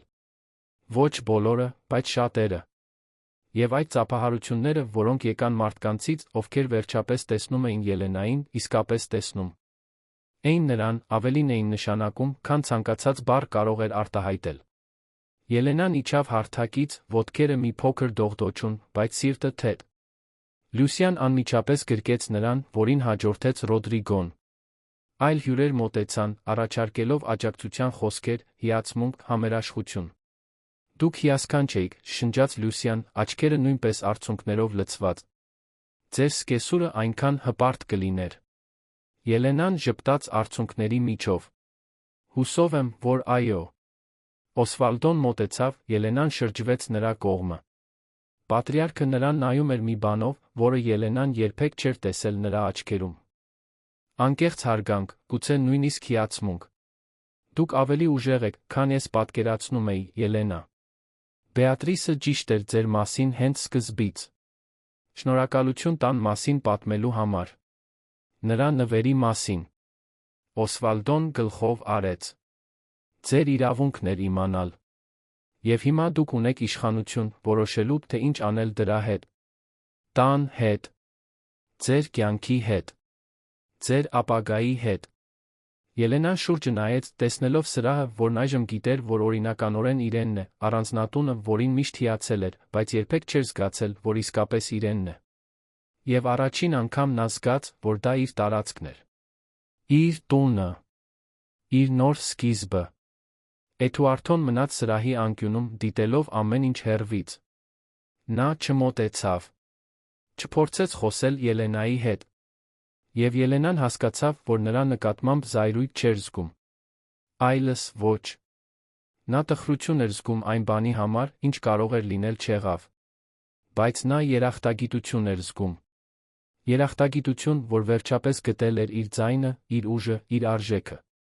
Երբ երեկոն շարունակվում էր, հյուրերը սկսեցին հրաժեշտ տալ։ Որոշները մոտենում էին Ելենային, առաջարկելով գրկախառնություններ, քաղաքավարի խոսքեր։ Մյուսները զուսպ հեռանում էին, ակնհայտորեն անհարմարավետ զգալով այն ամենից, ինչ տեղի էր ունեցել։ Եվ մի քանիսը, իսկական ընկերները, մնացին, առաջարկելով լուռ աջակցություն հանգստացնող ներկայություն։ Քրիստինան, սուր լեզվով հասարակական էլիտայի անդամը, ով ավելի վաղ վատ մեկնաբանություններ էր արել, անցավ Ելենայի կողքով, դուրս գալիս։ Կարճ պահով նրանց հայացքները հանդիպեցին, Ելենան տեսավ մի բան, որին չէր սպասում, հարգանք։ Քրիստինան թեթակի գլխով արեց, լուրջ ճանաչում, շարունակեց իր ճանապարհը։ Երբ վերջին հյուրը հեռացավ, գրեթե առավոտյան 2-ն էր։ Սրահը դատարկ էր, բացառությամբ Ելենայի, Լուսիայի, Ռոդրիգոյի, Օսվալդոյի։ Մաքրման թիմն արդեն սկսել էր աշխատել, հավաքելով բաժակներ, ափսեներ, կարգի բերելով սեղանները։ Ելենան նստեց սրահի բազկաթոռներից մեկում, մարմինը վերջապես ենթարկվեց հոգնածությանը։ Լուսիան նստեց նրա կողքին, բռնելով նրա ձեռքը։ «Ինչպե՞ս ես զգում քեզ»։ Ելենան մի պահ մտածեց։ Հյուծված։ Բայց նա թեթ։ Կարծես մի բեռ, որը տարիներ շարունակ կրում էի, վերջապես հանվել էր իմ ուսերից։ Դա այն պատճառով է, որ դուք ասացիք ձեր ճշմարտությունը, ասաց Ռոդրիգոն, նստելով նրա մյուս կողմում։ Դուք ազատվեցիք լռությունից։ Օսվալդոն, ով մնում էր կանգնած պատուհանի մոտ, նայելով դրսի մութ այգուն, խոսեց առանց շրջվելու։ Էդուարդոն կգնա վաղը առավոտյան։ Ես առաջարկեցի, որ նա առայժմ մնա մեր բնակարանում, կենտրոնում։ Նրան ժամանակ պետք է մտածելու համար։ Եվ ձեզ տարածք է պետք։ Ելենան գլխով արեց, երախտապարտ։ Շնորհակալություն, պարոն Օսվալդո։ Նա վերջապես շրջվեց նրա կողմը։ Դադարեցրեք ինձ պարոն Օսվալդո կոչելը։ Ես ձեր սկեսրայրն եմ։ Կարող եք ինձ պարզապես Օսվալդո կոչել։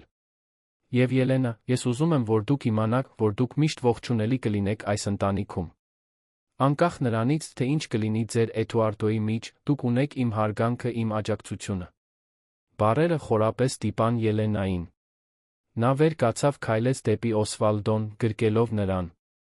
Ծերունին սկզբում զարմացած թվաց, բայց հետո քնքշորեն պատասխանեց գրկախառնությանը։ Շնորհակալություն ինձ հավատալու համար։ Միշտ հավատացել եմ։ Պարզապես սպասում էի, որ դուք ինքներդ ձեզ կհավատաք։ Օսվալդոն շուտով հրաժեշտ տվեց, Ելենային թողնելով Լուսիայի Ռոդրիգոյի հետ։ Երեքն էլ այնտեղ մնացին երկար ժամանակ, լուռ մարսելով այն ամենը, ինչ տեղի էր ունեցել այդ արտասովոր գիշերը։ Ինչ ես անելու հիմա։ Հարցրեց Ռոդրիգոն։ Ելենան շուրջը նայեց, նոր աչքերով տեսնելով առանձնատունը։ Այլս ոչ որպես բեռ, պարտավորություն, բանդ,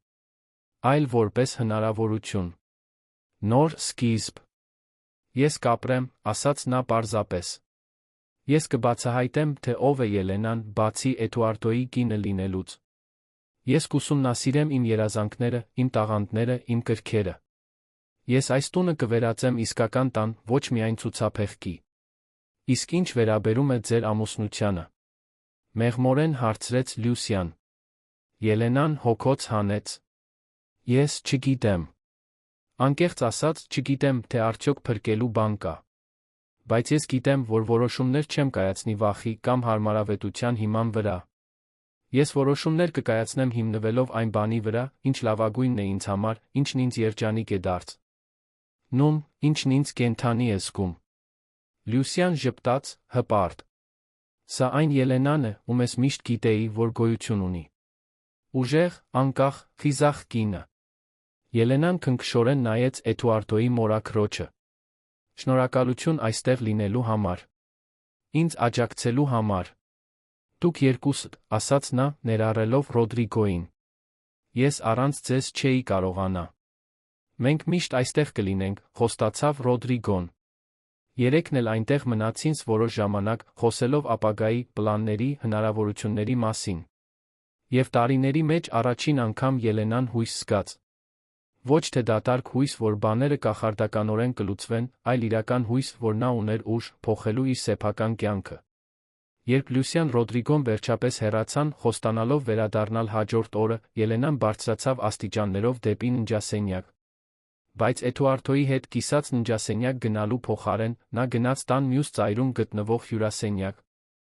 Այն ավելի փոքր էր, ավելի պարզ, բայց դա իրենն էր։ Միայն իրենը։ Նա զգուշորեն հանեց գինու բծերով զգեստը, ծալելով պահելով այն։ Նա չէր պատրաստվ։ Ում դեն նետել այն։ Այդ զգեստը խորհրդանիշ էր։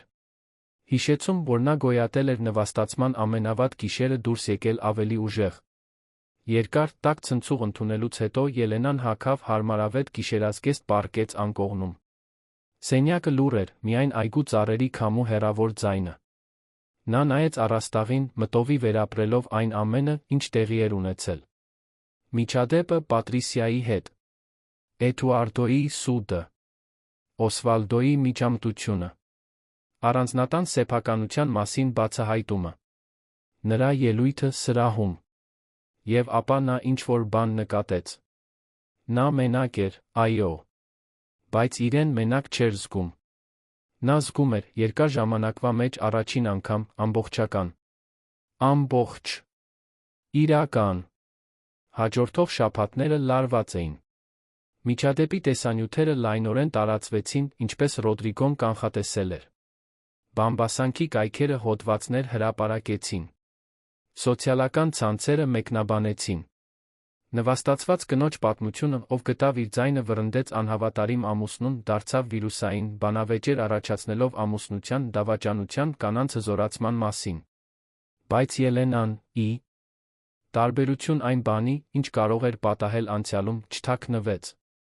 Նա մեկ հարցազրույց տվեց, հարգված հաղորդման համար, որտեղ անկեղծորեն խոսեց իր ճանապարհի, լռության տարիների, դավաճանության ցավի ներքին ուժ գտնելու կարողության մասին։ Հարցազրույցը խորը արձագանք ստացավ։ Երկրի տարբեր անկյուններից կանայք կապ հաստատեցին, կիսվելով իրենց սեփական պատմություններով, թունավոր հարաբերությունների, ցավոտ լռությունների, խիզախ նոր սկիզբների մասին։ Ելենան հասկացավ, որ իր պատմությունը եզակի չէ։ Կային հազարավոր, գուցե միլիոնավոր կանայք, ովքեր ապրում էին նմանատիպ իրավիճակներում, փակված դատարկ ամուսնություններում, լռեցված վախից կամ պայմանականությունից։ Եվ ապա նա մի գաղափար ունեցավ։ Օգտագործելով իր սեփական պատմության մի մասը ստացված պատմություններից ոգեշնչումը, Ելենան որոշեց ստեղծել սոցիալական նախագիծ։ Մի տարածք, որտեղ հուզականորեն խոցելի իրավիճակներում գտնվող կանայք կարող էին գտնել աջակցություն, ուղղորդում, ռեսուրսներ։ Նա առանձնատան մի մասը վերածեց ընդունելության կենտրոնի, առաջարկելով հոգեբանական աջակցո։ Ությունից մինչ իրավական խորհրդատվություն։ Նախաձեռնությունը հաջողություն ունեցավ։ Օսվալդոն տպավորված Ելենայի նվիրվածությամբ տեսլականով ֆինանսական աջակցություն առաջարկեց Ալբուկերկ գրուպի միջոցով։ Այլ գործարարներ, բարերարներ միացան գործին։ Եվ աստիճանաբար նախագիծը մեծացավ, դառնալով երանում հղում։ Ինչ վերաբերում է Էդուարդոյին, նա հեռու մնաց։ Եղան հաշտեցման մի քանի փորձեր, զանգեր, հաղորդագրություններ, բայց Ելենան հեռավորություն պահպանեց։ Նրան ժամանակ էր պետք։ Ժամանակ իրեն վերագտնելու, բուժվելու, հասկանալու համար, թե ինչ էր իսկապես ուզում։ Այդ ճակատագրական գիշերվանից 6 ամիս անց Ելենան իր գրասենյակում էր, առանձնատանը, որն այժմ վերածվել էր սոցիալական նախագծի կենտրոնակայանի, երբ հեռախոսազանգ ստացավ իր փաստաբանից։ Էդուարդոն ստորագրել էր ամուսնալուծության փաստաթղթերը։ Առանց վիճարկման, առանց վեճի։ Նա պարզապես ընդունել էր Ելենայի առաջարկած պայմանները։ Ելենան անջատեց հեռախոսը, նայեց պատուհանից դուրս։ Տխրության ցավ զգաց, քանզի 12 տարվա համատեղ կյանք էր։ Բայց նա թեթացում զգաց։ Եվ խաղաղություն։ Այն խաղաղությունը, որը գալիս է, երբ մի շրջան վերջնականապես փակվում է, տեղ բացելով նոր սկիզբների համար։ Այդ կեսօրին Ելենան քայլում էր առանձնատան այգիներով, նույն այգիներով, որոնցով այնքան էր հիացել նոյեմբերի այն գիշերը։ Բայց հիմա ամեն ինչ տարբեր էր թվում։ Ծաղիկներն ավելի վառ էին թվում։ Օդը ավելի մաքուր։ Արը ավելի տաք։ Նա կանգ առավ մի վարդի թփի մոտ, որը Բեատրիսը տնկել էր տարիներ առաջ։ Կարմիր վարդերը լիովին ծաղկած էին, գեղեցիկ դիմացկուն։ Ելենան մեղմորեն դիպավ թերթիկներից մեկին։ Շնորհակալություն, Բեատրիս, շշնջաց նա։ Ինձ հավատալու համար։ Ինձ պաշտպանելու համար։ Ինձ նորից սկսելու հնարավորություն տալու համար։ Եվ ապա, առաջին անգամ այն ամենից հետո, ինչ պատահել էր, Ելենան ժպտաց։ Անկեղծ ժպիտ, լի հույսով, հնարավորություններով։ Նա կորցրել էր ամուսնուն, այո։ Նա կորցրել էր կատարյալ ամուսնության կերպարը, որը տարիներ շարունակ մշակել էր։ Բայց նա ձեռք էր բերել շատ ավելի արժեքավոր բան։ Նա ձեռք էր բերել իրեն։ Եվ մինչ նա քայլում էր հետ դեպի առանձնատունը, դեպի տունը, որ նայի իսկապես իրենն էր, դեպի նախագիծը, որը նրան իմաստով էր լցնում, դեպի կյանքը, որը նա կառուցում էր իր սեփական ձեռքերով, Ելենան գիտեր, որ նոյեմբերի այն գիշերը, որքան էլ ցավոտ լիներ, նա նվեր էր եղել։ Ճշմարտության նվերը, ազատագրման նվերը, վերացննդի նվերը։ Որովհետև երբեմն մտածեց Ելենան, պետք է որ ամեն ինչ փլուզվի, որպեսզի մենք կարողանանք վերակառուցել ավելի ամուր հիմքերի վրա։ Պետք է որ բիծը հայտնվի, որպեսզի մենք հստակ տեսնենք։ Պետք է որ լռությունը խախտվի, որպեսզի ձայնը կարողանա հայտնվել։ Եվ Ելենան, ով այդքան ժամանակ ստվեր էր, այժմ լույս էր։ Սեփական լույս, պայծառ, անհնար է անտեսել։ Ալբուկերկների առանձնատունը, որը նոյեմբերի այն գիշերը այդքան ցավի էր ականատես եղել, այժմ ականատես էր ուրախության, իմաստի, վերափոխման։ Եվ Ելենան, կինը, ով գրեթե կորցրել էր իրեն, փորձելով անտեսանելի լինել, վերջապես գտավ իրեն, ընտրելով տեսանելի լինել։ Առանձնատուն մտնելիս Ելենան անցավ սրահով, որտեղ ամեն ինչ տեղի էր ունեցել։ Նույն սրահը, որտեղ նա նվաստացվել էր։ Նույն սրահը, որտեղ նա գտել էր իր ձայնը։ Եվ հիմա, նույն սրահը, որը ծառայում էր որպես ընդունելության տարածք այլ կանանց համար, ովքեր պետք է գտնեին իրենց սեփական ձայները։ Գինու բիծը կրեմագույն զգեստի վրա, որը Ելենան խնամքով պահել էր, դարձել էր նախագծի խորհրդանիշ։ Ոչ թե ամոթի, այլ նոր սկզբի խորհրդանիշ, որ նույնիսկ բծավորված, նույնիսկ նշանավորված, մենք կարող ենք բարձրանալ։ Մենք կարող ենք վերափոխվել։ Մենք կարող ենք ծաղկել։ Եվ Ելենան, նայելով տանը, որն իրենն էր, նախագծին, որն իրենն էր, կյանքին, որն իրենն էր, գիտեր, որ ճիշտ ընտրություն էր կատարել։ Ճշմարտությամբ ապրելու ընտրությունը։ Արժանապատվությամբ ապրելու ընտրությունը։ Ապրելու ընտրությունը։ Արը մայր էր մտնում երանի վրա, երկինքը ներկելով ոսկեգույն վարդագույն երանգներով։ Ելենան կանգնած էր պատշգամբում, դիտելով իր սիրելի քաղաքը, երախտագիտություն զգալով այն ամենի համար, ինչ ապրել էր, սովորել էր, հաղթահարել էր։ Եվ երբ գիշերը վերջապես եկավ, բերելով իր աստղերը իր խոստումները, Ելենան այլս վախ չուներ։ Այլս կասկածներ չուներ։ Նա ուներ միայն վստահություն։ Վստահություն, որ որքան էլ մութ լինի, գիշերը միշտ լուսաբաց է սպասում։ Եվ նա, Ելենա Վասկոնսելոսը, պատրաստ էր գրկել յուրաքանչյուր նոր լուսաբաց,